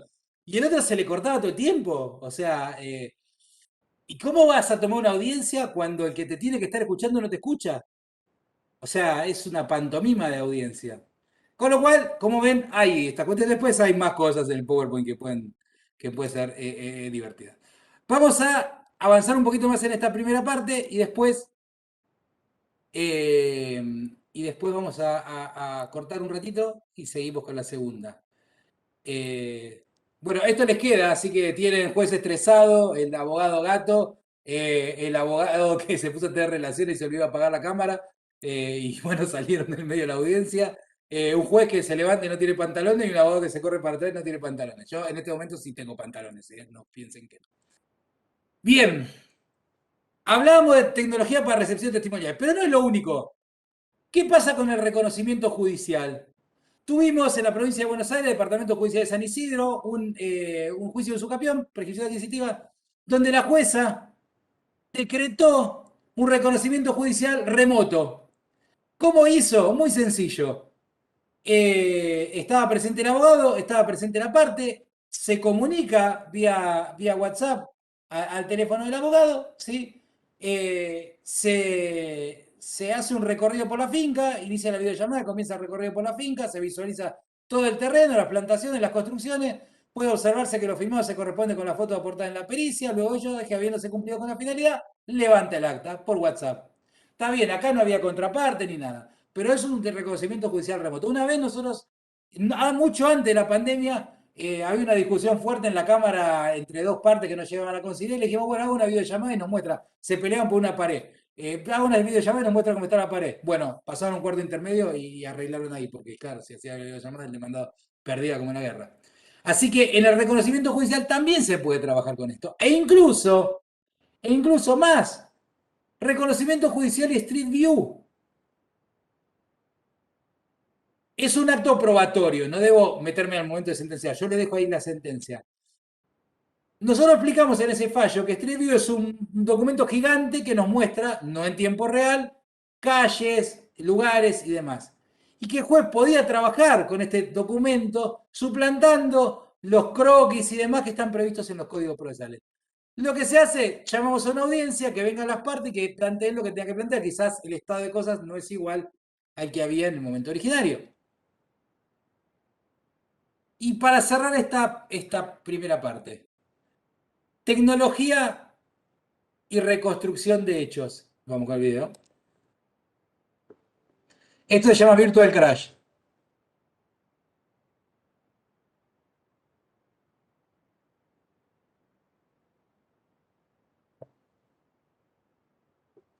Fíjense cómo puede reproducir, uno tiene todos los distintos modelos de autos cargados, es un software pago obviamente, ¿no? Todos los distintos modelos de autos cargados, fíjense cómo ahí reproduce el accidente de distintos planos. Este video es una muestra nada más. Learn more at vcrashusa.com. Esto se llama Virtual Crash. ¿Hasta cuándo vamos a seguir con estas reconstrucciones periciales con el croquis hecho casi a mano? Con el croquis hecho casi a mano. ¿Hasta cuándo vamos a seguir con estos peritos que nos cuentan más o menos y tratar de imaginarte? Y hay software como este, yo acá traje uno, pero hay un montón, ¿eh? Y esto, digo, no suplanta al perito. Yo no creo que esto suplante al perito. Auxilia al perito. Esto tiene los modelos de vehículos, o sea, uno puede cargarle un tal Toyota Corolla, las velocidades, incluso nos permite generar, hay hasta algunos, fíjense que hay algunos que son gratis para bajarse una demo. Hay hasta la posibilidad de generar varios modelos e hipótesis en la reconstrucción del accidente, para dónde salió un auto, para dónde salió el otro. Nos permite armar todo el entorno y generar un modelo, no sé si los últimos andan con realidad virtual, pero no debería extrañarnos. Y que nos permite reconstrucción de accidentes de tránsito. A ver, podemos hacer miles de reconstrucciones de hechos con medios tecnológicos. Y la reconstrucción de hechos está prevista en los códigos procesales. Entonces, ¿por qué no permitirnos, de alguna manera, trabajar con este tipo de cosas? ¿Por qué no permitirnos trabajar con este tipo de cosas? ¿Por qué no permitirnos o no pedirles directamente a los peritos que nos ofrezcan esto? No es un software que sea una fortuna, ¿eh? Es un software caro, pero es un software que puede ser parte de un arsenal de perito tranquilamente, no es un software tan oneroso. Y sería muy útil, ¿no? Pienso, no sé cómo lo ven ustedes, ¿no? Pero qué mejor puedes tener que una reconstrucción trabajada por el perito que nos va a poder cargar. Porque aparte tenés la distinta hipótesis de velocidad. Bueno, si hubiera ido así, si hubiera ido así, la física y todo, aplica muchas técnicas, aplica mucha cuestión de física, aplica cuestión de inteligencia artificial también y demás. Entonces, tenés muestra de formaciones en los vehículos, muestra en dónde hubiera quedado, o sea, y también tenés a la inversa, o sea, desde la posición en que quedaron las cosas, cómo la puedes ir tirando para atrás. Bueno, en la segunda parte nos vamos a dedicar a valoración de la prueba y la prueba en algunos contextos. Vamos a la segunda parte, que tiene que ver con la valoración de la prueba. Y la valoración de la prueba electrónica en particular, ¿no? Pero quiero hacer primero algunas reflexiones generales en materia de valoración de la prueba para que después entendamos dónde nos vamos a ir situando con la cuestión en particular. Voy a ir un poco rápido porque también preparé prueba en los procesos de familia. No podía, por el tiempo, no podía hacer laboral y penal, así que bueno, mi especialización, mi gusto y lo que soy más versado me llevó para el lado de familia, pero algo vamos a decir de los otros contextos. ¿Qué es la valoración de la prueba? Bueno, en principio es una operación mental que lleva a cabo el juez y que tiene por fin, o sea, tiene una finalidad muy específica, que es conocer el mérito o valor o peso convictivo que puede deducirse del contenido de lo que se llama el plexo probatorio, que es, en definitiva, el conjunto de todas las pruebas rendidas en un proceso determinado. Apuntamos a ver cómo gravitan y qué influencia ejercen en la decisión del magistrado, en la convicción del magistrado, los distintos medios de prueba que se hayan activado en el proceso, ¿sí?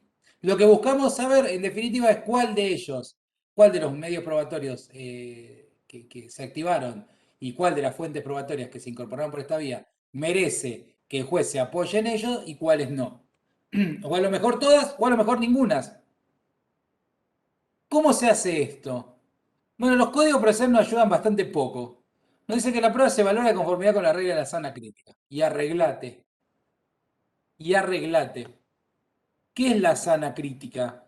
Bueno, en verdad es algo que heredamos del derecho español, como con muchas palabras o muchos términos que usamos en materia procesal. Y es un conjunto de reglas que el juez utiliza para emitir un juicio de valor o su decisión acerca del supuesto fáctico. Ahora, ni la ley las enumera, ni son normas jurídicas, ni están escritas en ningún lugar. Son reglas generales de valor desigual y en evolución constante, integradas con diversos tipos de preceptos, diversos tipos de metodologías. Ahora esto que es tan complejo y que ya desde Sentís Merendo, pasando por Couture, venimos tratando de discernir cuáles son las reglas de la sana crítica y nadie lo puede decir muy concretamente. Pero sí hay un lugar común y creo que es acertado, que nos habla de dos vertientes de la regla de la sana crítica. Reglas lógicas y reglas experienciales. ¿Sí? Las reglas lógicas son lo de en general, son las de la lógica formal, aunque no se circunscriben únicamente a estas. Entonces hay ciertas reglas de identidad, no contradicción, tercero excluido, razón suficiente y demás, que son estas reglas de la lógica que se estudiaban comúnmente y que tienden a asegurar la corrección de las inducciones y de las deducciones que el juez realiza a partir de la valoración de los elementos probatorios que se arrimaron al expediente. Ahora, ¿alcanza solamente la lógica? Parecería que no. Si a mí me vinieran dos testigos a decir que vieron que venían caminando por la calle y que por delante de ellas les pasó el correcaminos y que como pasó el correcaminos, el de los dibujitos, un auto volanteó y chocó con otro, por más que no tengan ninguna razón lógica para descreerle, porque coincidan, o sea, porque se den las pautas de la lógica formal, las máximas de la experiencia me indican que el correcaminos no anda por nuestras calles, ¿sí? O sea, es inverosímil. Con esto yo quiero demostrar que no es solamente la lógica aséptica la que va a permitirle al juez llegar a buenas conclusiones, sino que en algún momento empiezan a incidir otras cuestiones y son las reglas experienciales. ¿Qué son las reglas experienciales? Bueno, son el conjunto de estos conocimientos obtenidos culturalmente por el juez a lo largo de su actividad y también de su vida que le permite apreciar la prueba. Hay que diferenciar esto, o sea, el juez no usa su conocimiento personal, sino que usa determinadas reglas que vienen a complementar a las reglas lógicas y que son reglas de la experiencia. Ahora, no basta uno o dos acontecimientos, sino que es necesario la existencia de determinados acontecimientos que permitan al juez generar una regla por abstracción. ¿Con esto qué quiero decir? No alcanzaría para la valoración de la prueba, por ejemplo, que el juez dijera, bueno, una vez vi pasar un pájaro y después se largó a llover. O sea, y si después tiene otro caso donde pasó el pájaro, diga, bueno, sí, va a llover porque una vez vi pasar un pájaro y se volvió a llover. En realidad, lo que sucede aquí es que es necesario que los acontecimientos que van a servir de base a esta máxima o esta regla experiencial vengan con la potencialidad suficiente para generar por abstracción una regla. En este sentido, digamos, yo sé que siempre que pasó esto, que mucha cantidad de veces que pasó esto, o que una sola vez que pasó esto, pasó esta otra cosa, pero estoy muy seguro que esto pasó por tal y cual razón. Entonces, si en algún momento me toca en mi faena profesional tener que evaluar la prueba, voy a poder situarme en ese mismo lugar y usar aquella regla que me indicaba que una vez que pasó esto, puede pasar esto, que varias veces que pasó esto, puede pasar esto otro, ¿sí? Es lo que se llama las máximas de la experiencia. Entonces uno dirá, bueno, conforme las máximas de la experiencia, planteo tal o cual cuestión. Ahora, el problema es que estas máximas de la experiencia a veces pueden tornarse un poco subjetivas. O sea, ¿cómo nosotros podemos saber si la experiencia del juez en este sentido ha generado una regla universalmente aplicable o si es solamente una regla que se aplica porque le pasaron a él 3 o 4 veces cosas fortuitas y que le dieron esta consecuencia? Mire, vamos a poner, el juez vive en esta esquina, no sé, en mi esquina, en la esquina de mi casa, Alfredo Palacios, esquina Mitre, ¿sí? Entonces ve que los autos por Mitre vienen rápido, los autos por Mitre vienen rápido. Y el juez extrae una regla inferencial que diga, los autos, como yo vivo ahí y siempre que salgo los veo pasar rápido, los autos por Mitre vienen rápido. Entonces, vienen dos testigos y dicen, no, el auto del demandado venía por la calle Mitre, pero no venía rápido. Y el juez que le contesta, no. Según mis máximas de la experiencia, porque yo vivo ahí y lo he visto cada día durante los últimos 10 años, los autos por Mitre van rápido.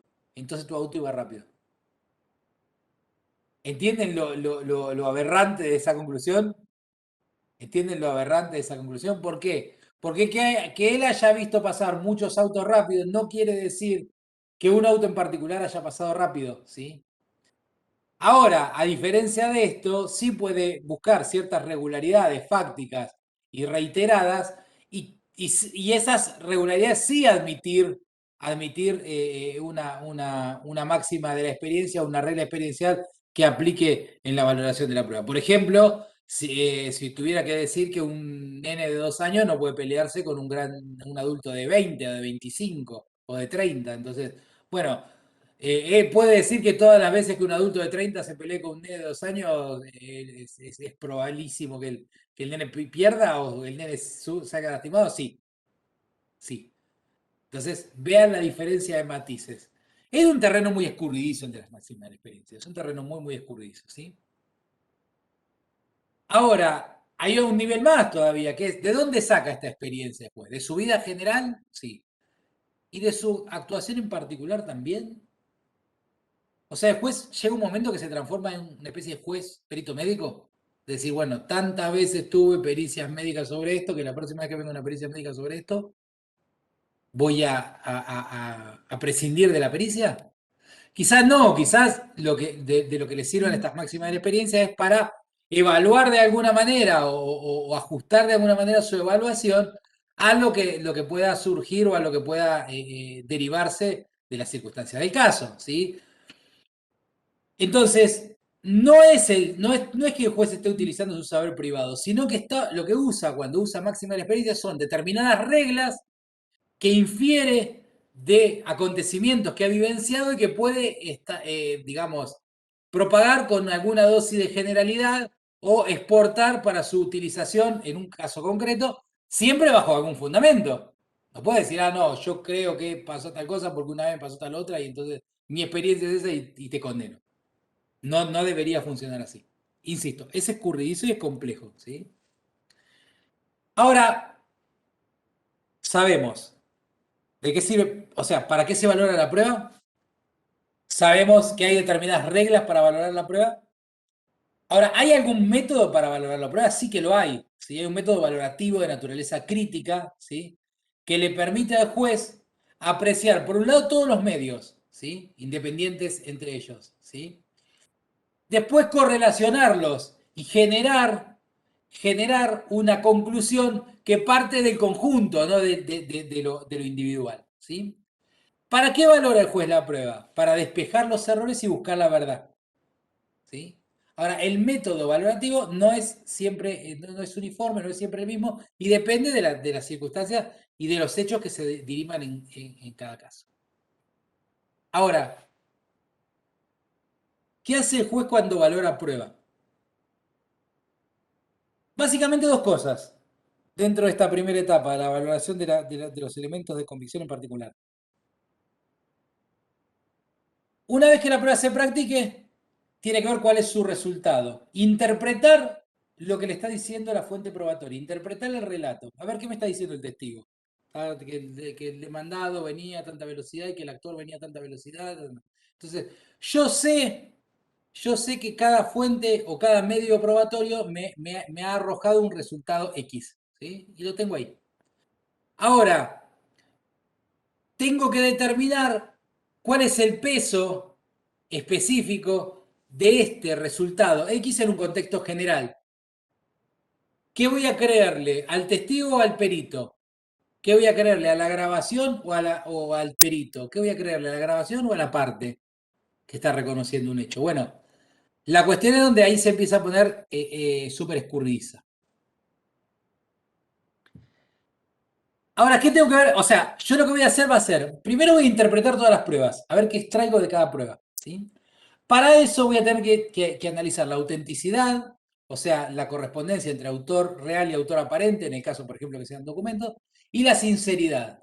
O sea, que no sea una prueba falsa, deliberadamente o, digamos, fortuitamente esté sosteniendo una falsedad de alguna manera.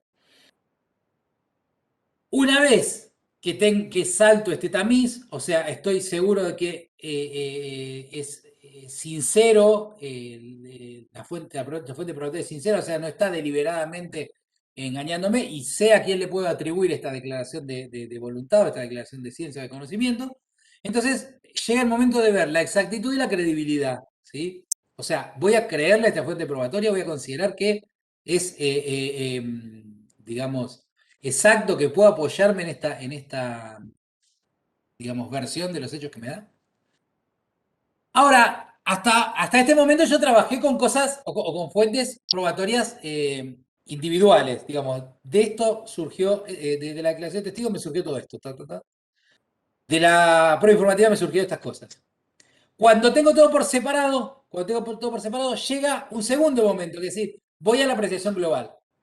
Confirmo, hago correlatos, busco diferencias, trato de reducir esas diferencias, trato de buscar mayores coincidencias, qué elemento coincide, qué no, y cuál es la explicación atrás de todo esto. Entonces, yo valoro toda la prueba en su conjunto y a partir de eso es que arroja una conclusión. Es lo que es el resultante del principio de unidad de la prueba, ¿sí? O sea, tengo muchos medios probatorios, pero no voy a agarrarme solamente de uno. O puedo agarrarme solamente de uno si es el único que me indica alguna cuestión. Pero la apreciación va a tener que ser global. En el caso de concordancia, y siempre que descarte la concordancia azarosa, la concordancia entre muchos medios de prueba o entre muchas fuentes probatorias que me señalan una misma conclusión va a ser buena. ¿Sí? O sea, tengo tengo dos testigos, y tengo un oficio y tengo un documento que me dicen, no sé, el demandado le vendió el auto al actor. Tengo esto. Entonces, ya es una forma de autorrobustecerse mutuamente entre las pruebas. Ahora, también puede suceder que se contradigan. Y en ese caso, en supuesto de un aporte contradictorio de dos tipos de pruebas, voy a tener que ver si alguna de las dos prevalece, o sea, si alguna de las dos es apoyada por otros elementos de convicción, ¿sí? O si tengo que descartarlas a ambas. Cuando yo termino esto, voy a tener una conclusión. Todavía queda por ver que esa conclusión no sea absurda, o sea, que no sea insostenible, que no puede, o sea, que esté escapando de todas las leyes de la lógica, es la máxima patología de la valoración de la prueba. Dictar una sentencia absurda, que diga y se desdiga en la misma resolución, que esté sosteniendo una cosa en una parte y otra en otra, que esté omitiendo prueba relevante para el proceso. Alguien puso ahí en un chat y se me fue mientras estaba hablando. Ah, no. Esperen que. Presentación. Entonces, esta es la cuestión del absurdo. No vamos a hablar de absurdo. El absurdo nos permite el acceso con la cuestión fáctica a la instancia extraordinaria. Pero una vez que yo ya hice el inventario de prueba, que determiné cuál de ellas es fidedigna, que las aprecié todas individual y después globalmente, el paso que sigue, y que ya no es actividad valorativa de la prueba, sino que es expositiva, es brindar las razones por las cuales llegué a determinada conclusión. ¿Sí? Entonces yo voy a decir, bueno, a este testigo le creo por esto, a este testigo le creo por esto, a este testigo le creo por esto, a este no le creo por tal y tal cuestión. Entonces, con los 3 que tengo, los subsumo en determinado lugar y esa va a ser mi explicación o mi fundamentación de la decisión. Hasta acá estamos con este panorama tan genérico. ¿No dice podemos citar el perito y el testigo? A ver, dice Carmen. En esa vista de causa pueden citar al perito y al testigo y confrontar sobre el hecho para mejor valoración. Claro, vos puedes, eso es lo que tiene de bueno las audiencias donde tenés varios participantes y que son relevantes en la cuestión. Ahora, para eso, Carmen, tenés que llegar con el expediente leído, estudiado, o sea, es mérito de que tome una audiencia así, digamos, llegar con el expediente leído, estudiado y participar en condiciones de eficacia. O sea, que vos tomes una audiencia y que tengas muchas posibilidades, pero que al final del camino no puedas ejercer ninguna de esas porque te sentaste a tomar la audiencia, pero no conoces el expediente, es una cuestión. Es una cuestión. Pero bueno, la realidad es que la exposición de la conclusión probatoria, la fundamentación de la conclusión probatoria, es condición de validez de la decisión. ¿Sí? Artículo 3 del Código Civil y Comercial. Y no alcanza la simple recapitulación de la prueba. Estas son las pruebas rendidas. No, tenés que analizarlas, tenés que valorarlas.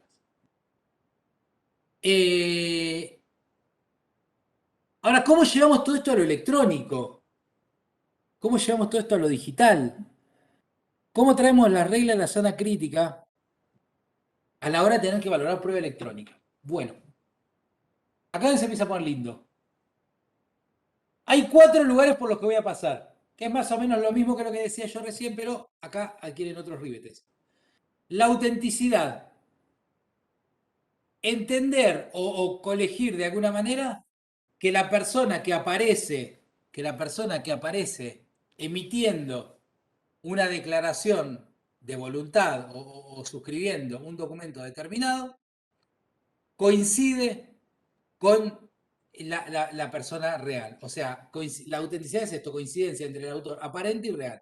Que el que aparece firmando, yo digo, miren, firmó Hernán Cuadri, después yo puedo acreditar que firmó Hernán Cuadri. Esto es por el lado de autenticidad, o sea, es auténtico, sabemos quién es su autor. La integridad o exactitud, ¿sí? Es que el documento no haya sido alterado de su creación y concuerde con el original en el caso de ser una copia de segunda generación de un archivo digital. La licitud es un elemento fundamental a nivel de garantías constitucionales. Tiene que ver con esto, con que no se haya incorporado prueba obtenida de manera ilícita. Y esto es una cuestión que tiene que analizar el juez, ¿eh? O sea, me traen un documento electrónico, pero que esto se quiso salir. Me traen un documento electrónico. ¿Voy a apoyarme en este documento electrónico? ¿Voy a creerle a este documento electrónico? Sí, bueno, todo muy bien. Pero antes de eso, ¿cómo lo consiguieron? ¿Supera el test de licitud? Las partes también lo pueden plantear esto, ¿eh? Las partes también lo pueden plantear esto. ¿Supera el test de licitud? Hay un fallo por ahí que anda dando vuelta que dice no le vamos a valorar los mensajes de texto. No, el mensaje de texto me parece que era. Porque no sabemos cómo consiguió el teléfono. En realidad dudamos y ponían muy en evidencia que para ellos el teléfono había sido obtenido por medios no lícitos. Y finalmente la certeza, ¿no? Concordancia entre el documento y la realidad. Como ven, empiezan a tomar ribetes particulares las cuestiones que antes analizábamos, ¿sí? Fundamentalmente el tema de la licitud, fundamentalmente el tema de la autenticidad. Ahora, ¿alcanza con esto solo? No, no alcanza con esto solo. ¿Y por qué no alcanza con esto solo? Dijimos que las reglas de sana crítica eran lógica y experiencia. Y aparecen unas nuevas máximas de la experiencia que se relacionan con el conocimiento tecnológico, técnico y digital que puede tener el magistrado, ¿sí? Esto requiere que digamos, los que vayan a asumir este tipo de tareas tengan los conocimientos y habilidades necesarias, ¿sí? Y un nivel mínimo, aunque sea mínimo, de manejo de lenguaje y de cuestiones tecnológicas. ¿Por qué? Porque si el perito un día viene a decir, bueno, le traigo la pericia y pone algunos términos técnicos o nos explica cómo funciona, no sé, un algoritmo hash, o nos explica cómo funcionó la creación de algún aparato o alguna cuestión determinada, tenemos que entender algo. Si no entendemos nada, o sea, si somos ajenos a la tecnología y tampoco nos interesa aprender, estamos en un problema, porque estamos litigando o estamos gestionando controversias en un contexto electrónico, en un contexto digital, y no puede ser que no sepamos las cuestiones más elementales. Con esto no quiere decir que debamos suplantar al perito o hacer algo que, digamos, no sea dentro de la competencia, dentro de las limitaciones o dentro de lo que le corresponde hacer al juez. No, no. Lo que digo es tener algunos conocimientos para permitirle la valoración, ¿sí? Bueno. Además de la regla de la zona crítica, hay un precepto muy específico en el Código Civil y Comercial que nos habla del valor probatorio de los documentos particulares y cierra diciendo que la confiabilidad de los soportes utilizados y los procedimientos técnicos que se apliquen son cuestiones que van a ser tenidas en cuenta. Entonces, ¿el soporte del documento digital es confiable o puede haberse alterado? Y en su caso,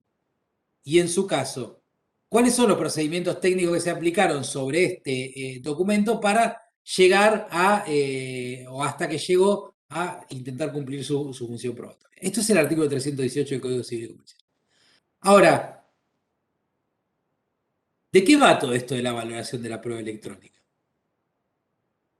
Bueno, acá yo les dejo un caso de Reis, creo que se los comenté, es una revolución de falsedad de una revolución falsedad de una notificación a partir de una cámara de seguridad. ¿Sí? Unas cámaras de seguridad. Entonces, lo que ahí dice la Cámara es, en el área de la valoración y cuando se trata de prueba informática, el principal baluarte son las reglas de la sana crítica. Y sigue diciendo, los documentos generados por medio informático se prestan a adulteraciones, falsificaciones e insinceridades. Es innegable que la informática está entre nosotros y no parece que del ámbito jurisdiccional debamos despreciarla. Lo valioso, en definitiva, es que la utilización de la cuestión informática se da en un trámite potencialmente idóneo, el proceso judicial, para que los diversos involucrados puedan controlar y ejercer su derecho efectivamente. O sea, ¿cuál es la gracia que nosotros le ponemos de manifiesto ahí? Lo que hace que la prueba electrónica tenga esta eficacia es que la arrimamos a un proceso judicial donde las partes van a poder discutir, defenderse, controlar libremente y después esto arrojará un producto o un resultado. Entonces, dice la Cámara, no pueden establecerse reglas dogmáticas sobre esta cuestión, pero sí, lo que hay que analizar es las circunstancias de cada caso, cuáles son las circunstancias que refuten o apuntalen el documento electrónico y qué es lo que actuaron las partes, porque la actuación de las partes es importante en este sentido. Ahora, hasta el momento venimos hablando de valoración en general. ¿Cuándo empezamos a meter adentro de valoración en general? Ya algo dijimos, pero no fuimos tan específicos. Hablamos de documentos electrónicos y demás, pero no hemos sido tan específicos. ¿Cuáles son los tips a tener en cuenta a la hora de valorar la prueba electrónica? Primero, ¿cuál es el tema probatorio? ¿Cuáles son los hechos discutidos? ¿Qué es lo que interesaba ser probado? ¿Estará llegándome una fuente probatoria por la ventana y que yo no debo utilizar porque no se refiere a hechos controvertidos, porque no se refiere a hechos afirmados y demás? Todavía hay que ver el tipo de proceso, pero a lo que yo voy es que la delimitación correcta del tema probatorio, qué hay que probar y qué no es necesario probar, es importante. ¿Sí? Es importante. Importantísimo. Como segunda cuestión, el principio de unidad de la prueba. Sabemos que las pruebas convergen o no, pero que hay muchas pruebas que tienen que ser analizadas, o sea, en aspecto donde hay varias pruebas, tienen que ser analizadas de manera global y nunca fragmentaria, dice la Corte Suprema de Justicia de la Nación. Entonces, la siguiente cuestión es el predominio de lo técnico. ¿Sí? Estas controversias están muy atravesadas por lo técnico, lo tecnológico. Lo ideal va a ser ceñirse a lo que nos haya dicho el perito en la medida que nos parezca convincente, ¿sí? Ceñirnos a lo que nos haya dicho el perito en la medida que nos parezca convincente y no haya razones objetivas para apartarse de sus conclusiones. Ahora, si para el perito nos sostiene una cuestión y hay realmente razones que nos lleven a dejar de lado lo que el perito dijo, bueno, fundadamente podremos apartarnos de la pericial, pero siempre de manera fundada, no caprichosa. Siguiente cuestión a tener en cuenta al valorar la prueba. Son importantes los datos, pero también son importantes los metadatos. Y aún aunque el perito no nos lo esté ofreciendo, deberíamos nosotros de oficio ir a la búsqueda de esta cuestión e interrogarlo sobre la cuestión metadatos, a ver si nos puede servir para algo. ¿Dónde fue obtenido el documento? ¿Por dónde transitó? Y demás. Ahí se dice... Ahí por ahí se dice que es importante tener una cierta base técnica para entender y evaluar la pericial. Lo que decíamos antes, máxima de la experiencia tecnológica. O sea, un juez de 2021 ya no puede decir con cara de gracioso, yo no voy con la tecnología porque estás atravesado todo el tiempo por la tecnología. Entonces, o aprendés o aprendés. No te queda otra cuestión. Porque entra al bagaje cultural y al bagaje profesional del magistrado respectivo.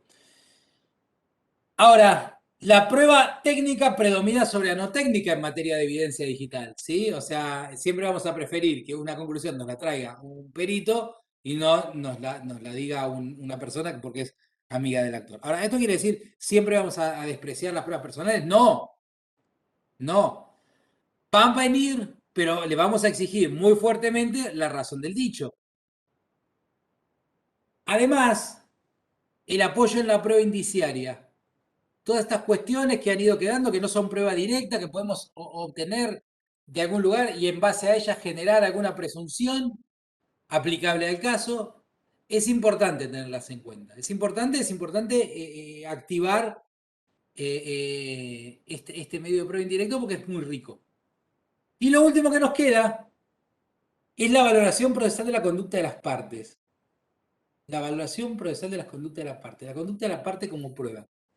La conducta obstruccionista, la conducta del que no dejó producir pruebas, la conducta del que molestó, del que presentó un montón de escritos, del que fue realmente molesto, puede ser valorada en el ámbito del Código Procesal Civil y Comercial de la Nación, aunque también en el de la provincia, aunque no haya sido reformada, puede ser valorada como prueba. Y además, no solamente la faceta negativa de la conducta procesal, o sea, estos casos en los cuales se ocultó información, se negó información, se ocultó mecanismos y demás. Esta carencia, esta cuestión de la prueba también tiene que ser vista desde la faz positiva. Desde la faz positiva. El intento de producir una prueba de la que se carece, puede llevar a considerar una presunción favorable a su autor. ¿Por qué? Porque la regla de paso sería, si esta persona quiere producir esta prueba, es porque tiene razón, porque está segura que esta prueba le va a ser favorable. Como el que quiere ocultarlo, va a ser, digamos, una presunción en su contra, el no colaborar, el no contribuir, el esconder equipos informáticos y demás. Entonces, básicamente, litigios técnicos, cuestiones técnicas, corroboradas muchas veces por cuestiones no técnicas, pero cuando aparezcan cuestiones no técnicas, es necesario que, por ejemplo, los testigos den razones de sus dichos y muy cabales, ¿por qué sabe lo que sabe? Mucho uso de prueba indiciaria, análisis global de toda la prueba, nunca fragmentado, tratando de corroborar, como dijimos antes, los elementos entre ellos y de ver cuáles se apoyan mutuamente y cuáles se refutan, ¿sí? Relevancia de los datos y también de los metadatos, necesidad de poder hablar al menos un lenguaje que el perito nos entienda y de entender nosotros el lenguaje del perito. Todas estas cuestiones van a influir, van a incidir, van a impactar de algún modo al tiempo de tener que valorar la prueba electrónica. Ahora, ¿qué pasa si la prueba no alcanza? ¿Qué pasa si la prueba se queda corta? ¿Qué pasa si tenemos que ir a las normas de carga de la prueba? Bueno, sabemos que las normas de la carga de la prueba son determinadas reglas de juicio que apuntan a indicarle a la juez la sentencia que tiene que dictar cuando un elemento importante no hubiera quedado acreditado, ¿sí? ¿Qué pasa? Si faltó prueba sobre X cosa, bueno, vemos a quién le correspondía probarla y sentenciaremos en su contra, ¿sí? Ahora, ¿cómo juega esto en los casos de evidencia digital? Bueno, hay muchas cuestiones por ver acá. Hay muchas cuestiones. La principal son las atinentes a la firma, a la ley de firma digital y a los documentos firmados digitalmente o que carezcan de esta firma digital. ¿Qué quiero decir con esto? Si el documento está firmado digitalmente, el que va a tener la carga de demostrar que la presunción no corre, que fue adulterada y demás, si está firmado digitalmente, va a ser el que sostenga esta adulteración, ¿sí? Por la presunción de la ley de firma digital. Ahora, si me trato de un documento sin firma digital, el mero desconocimiento ya va a tirar en cabeza del que lo ofrece, va a tirar en cabeza del que lo ofrece la carga de acreditar su autenticidad, ¿sí? Entonces, este juego que se va dando entre la firma electrónica y la firma digital y también entre los documentos sin firma, ¿no? Que muchas veces van a ser necesarias las corroboraciones en ese sentido. Ahora, más allá de esto, puede haber otros casos en los cuales ya no hablemos de carga probatoria en sentido clásico, sino que hablemos de cargas probatorias dinámicas. ¿Y cuándo vamos a hablar de cargas probatorias dinámicas? Esta nueva distribución probatoria que se da por el artículo 1135 del Código Civil y Comercial. Bueno, en los casos en que la evidencia no esté disponible para la parte. Entonces, si yo tengo que acreditar algo y para acreditar ese algo tengo que ir a el servidor de la contraria o a la computadora de la contraria o al equipo de la contraria y la contraria no colabora y no se aviene a producir prueba o producir la prueba que el juez le indique al momento del 1735, bueno, ahí las normas sobre carga de la prueba pueden jugar distinto. Y también vamos a tener que ponderar en toda esta ensalada, que es lo atinente a la carga de la prueba, la existencia de normas específicas vinculadas con algún deber de colaboración o directamente con carga de la prueba. ¿Qué estoy queriendo decir con esto? Que si bien es una regla general que aquel que sostiene una cosa después tiene que acreditarla, quien sostiene algo después tiene que acreditarlo, cuando entran en juego estas nuevas modalidades de reparto de carga probatoria, puede ser que sea la contraria quien tenga que acreditarlo porque yo esté en situación de dificultad o de desnivel probatorio, ¿sí? Entonces, hay que analizar cada contexto y si existen normas específicas que pongan en cabeza de la contraparte algún deber, como el artículo 53, el deber de colaborar y el deber de arrimar prueba en general, nosotros trasladamos a lo digital, o la colocación de la carga de la prueba en cabeza de quien esté en mejor condición de rendirla, como dice el artículo 1711 del Código Civil. Bueno. Si hasta acá estamos, nos queda por ir machando esta tercera parte con la última. Y esto viene por acá. La evidencia digital en sí es una, ¿sí? De esto hablamos ya la primera vez. El mensaje de datos es siempre un mensaje de datos. Sea que lo queramos usar en penal, sea que lo queramos usar en civil, sea que lo queramos usar en contenido administrativo, o sea, el archivo es siempre el mismo archivo. O es siempre un archivo. Entonces, no tenemos un problema ontológico. Lo que sí tenemos es que de acuerdo a los contextos en los que vayamos a jugar con nuestra prueba electrónica, de acuerdo a qué tipo de contexto sea, van a empezar a aparecer reglas particulares que tornen un poco incierto, un poco más escurridizo, o hagan necesario al menos afianzarnos en estas normas. Entonces, por ejemplo, cuando hablemos de prueba electrónica en laboral, de lo cual yo no voy a hablar ahora porque me voy a inscribir solamente a familia, porque la verdad que no nos alcanzaría el tiempo, ya sí nos va alcanzando bastante justo. En laboral vamos a tener en juego todas las cuestiones vinculadas con la privacidad, del trabajador, todas las cuestiones vinculadas con los principios indubio pro operario. En penal vamos a tener todas las cuestiones de autoincriminación. Entonces, quizás el resultado probatorio sea uno u otro, pero no tanto por la fuente probatoria que nosotros arribemos, sino por el contexto en el que se apliquen. ¿Sí? Por eso, y para mostrar cómo juega la prueba en contexto, la prueba electrónica en contexto, traigo un poco de procesal de familia y prueba electrónica en familia, ¿sí? Para que nos demos cuenta cómo las circunstancias del caso muchas veces van generando que una misma fuente probatoria se acepte o se deje de aceptar. Vamos con la última parte de hoy y del ciclo, así que con esto vamos a ir redondeando. Y lo que quiero mostrar yo acá, no agotamos el tema, no lo vamos a agotar porque es largo, pero lo que quiero mostrar yo acá es cómo juega la evidencia digital en los contextos. Yo creo que esto es súper importante, que no siempre se ve, ¿sí? O sea, no nos tiene que importar solamente cómo uso una captura de pantalla, sino es cómo uso una captura de pantalla donde quiera usarla, ¿sí? ¿Cómo uso una captura de pantalla donde quiero usarla? ¿Cómo uso un video donde quiero usarlo?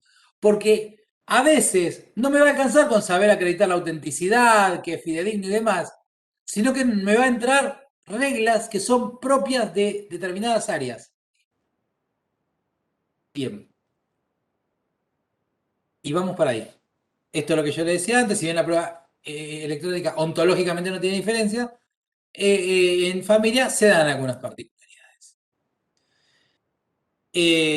Lo primero, principio de ineficacia de la prueba ilícita, ¿sí? De esto ya hemos hablado.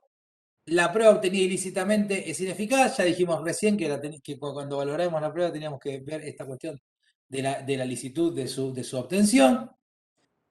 Ahora, ¿qué pasa en familia? Valga la redundancia, la familiaridad, la cercanía de trato, ¿sí? Esta convivencia o coexistencia o vivencia cercana o descendencia común, muchas veces nos coloca en situaciones privilegiadas para cometer ilicitudes en materia de privacidad. ¿Sí?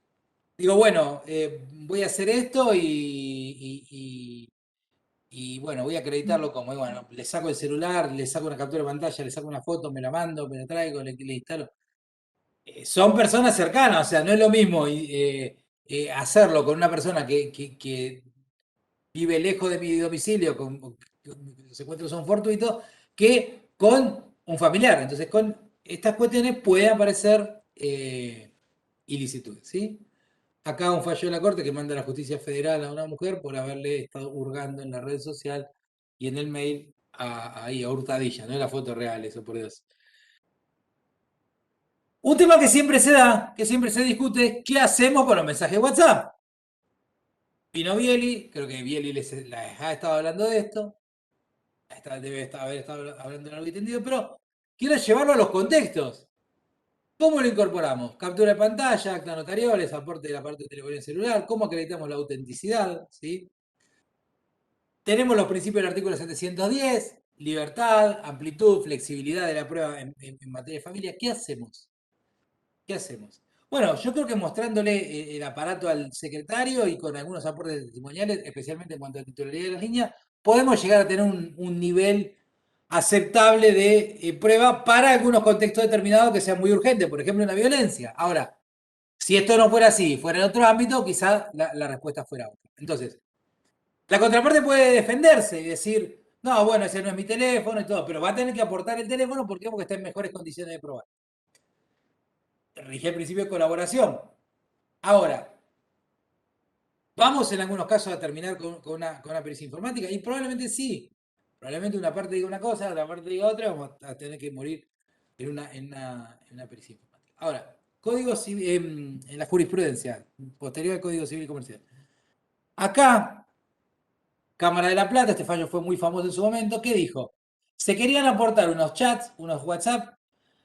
Juan Primera se le había dicho que no, y la Cámara dice, sí, vamos a admitirlo porque, digamos, en el proceso de familia no podemos seguir aplicando estos cánones antiguos, hay que admitir este tipo de prueba que resulta novedosa. Bueno, le admiten, pero admiten la agregación, después se la rechazan porque dice que no era suficientemente convincente y demás.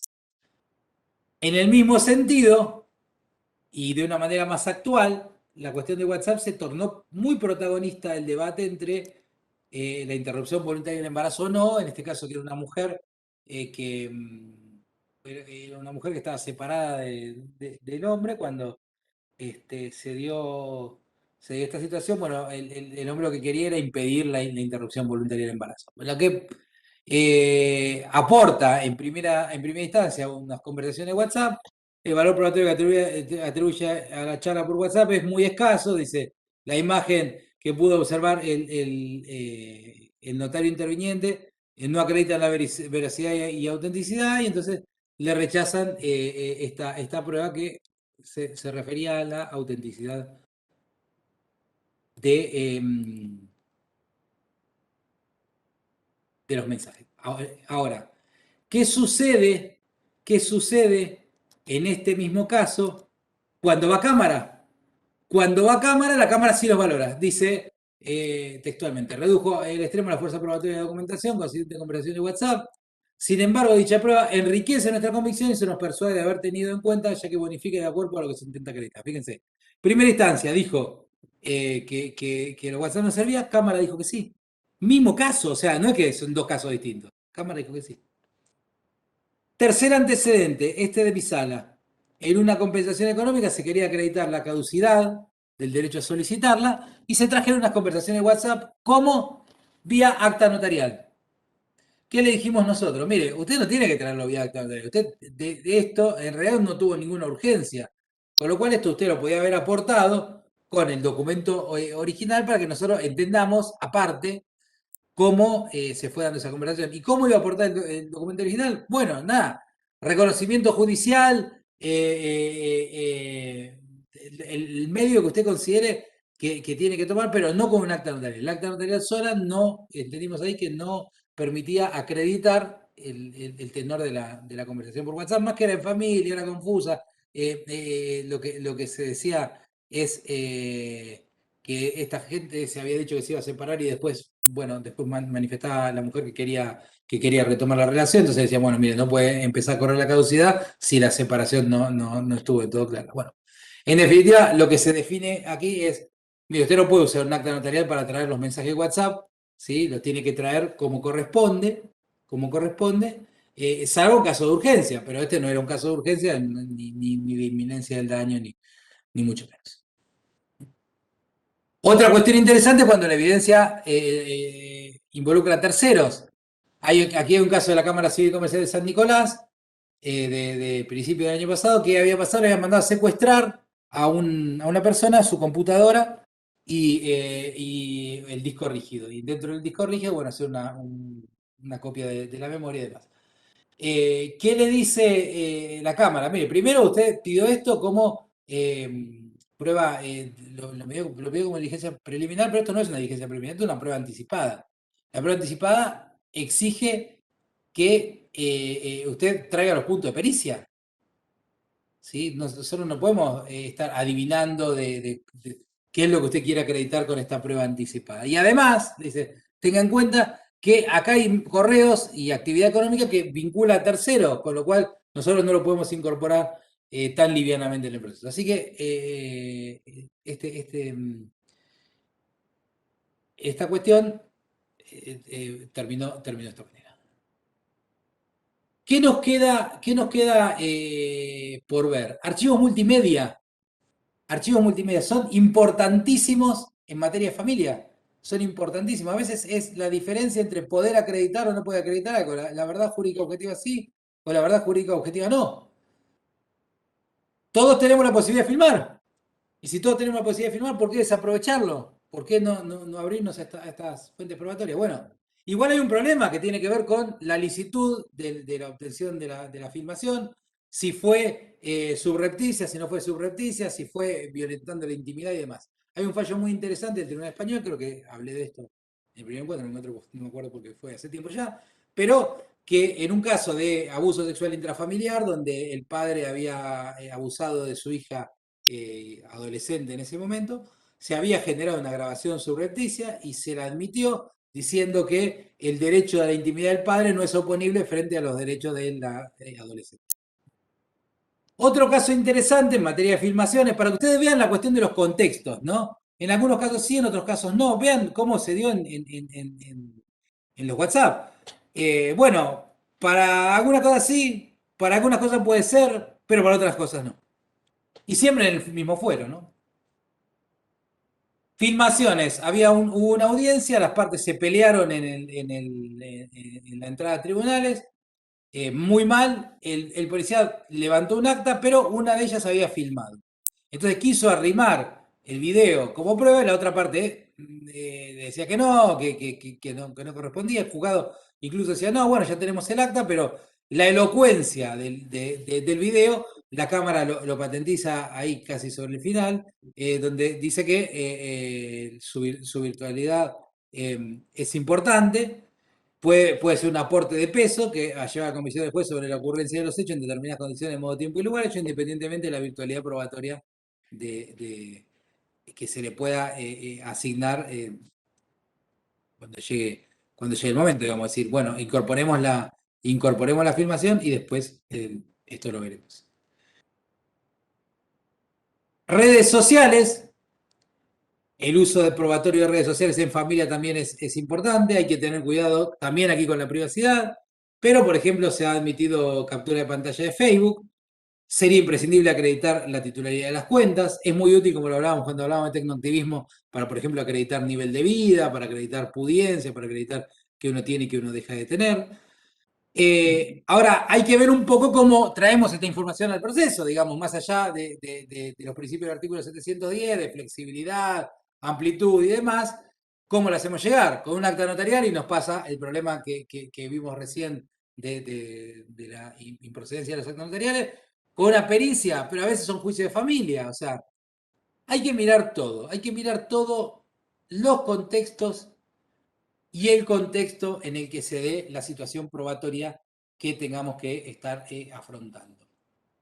Entonces, y recapitulando y con el cartel de final para dejarnos unos últimos 10 minutitos para preguntas, reflexiones y a ver cosas que quieran ver. La prueba electrónica, esperen que dejamos de compartir, es un fenómeno ontológicamente unitario, digamos. La prueba electrónica, siempre prueba electrónica, en lo que es datos, metadatos y demás, funciona siempre de la misma manera. Un mensaje WhatsApp es siempre un mensaje WhatsApp. Un mensaje de texto es un mail, es siempre un mail y demás. Ahora, pueden venir reglas extraprobatorias o reglas de especificación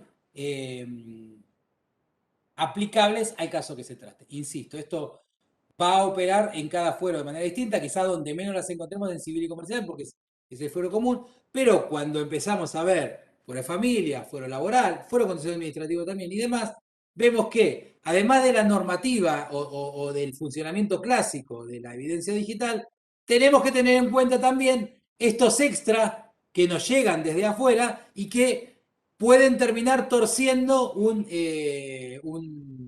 camino probatorio que en otros contextos sería distinto. Insisto con el tema de los WhatsApp. Primer caso lo admitieron, no dijeron la validez probatoria, lo admitieron, que se agregue. Segundo caso, interrupción involuntaria del embarazo. Jueza de primera instancia dice, no, a mí no me sirve para nada. Cámara dice que sí. Dos contrapuestos en el mismo proceso. Cámara de Morola le dice, mira, sí, en realidad la conversación de WhatsApp es admisible, pero vos tenés que traerla de la manera que corresponde. Bueno, no puedes hacer un acta notarial donde pongas lo que quieras poner y nos lo traigas a nosotros así. Tenés que traer el mensaje original, exhibiendo la parte de telefonía celular, con una pericia además, de acuerdo a las circunstancias de este caso. Como ven, tres situaciones en la cual la fuente probatoria era la misma, un mensaje WhatsApp, pero la óptica y la solución a la que se llegó fue distinta. Con esto cierro la cuestión de la valoración. El tema de valoración probatoria es complejo, la valoración probatoria en sí es compleja, pero bueno, me parece que no está de más tener algunos tips y algunas pautas para entender cómo manejarnos, si nos toca ejercer la jurisdicción o auxiliar en el ejercicio de la jurisdicción, y también para el caso de los abogados, puedes decir, bueno, a mí que me importa la valoración de la prueba. No, y sí te importa la valoración de la prueba porque en cómo el juez valore la prueba se va a tu caso. Entonces, tu labor instructoria, ¿se acuerdan que algo dijimos en este sentido? Va a tender a pronosticar qué es lo que, cómo va a pesar en el convencimiento del juez la prueba que vos arrimes.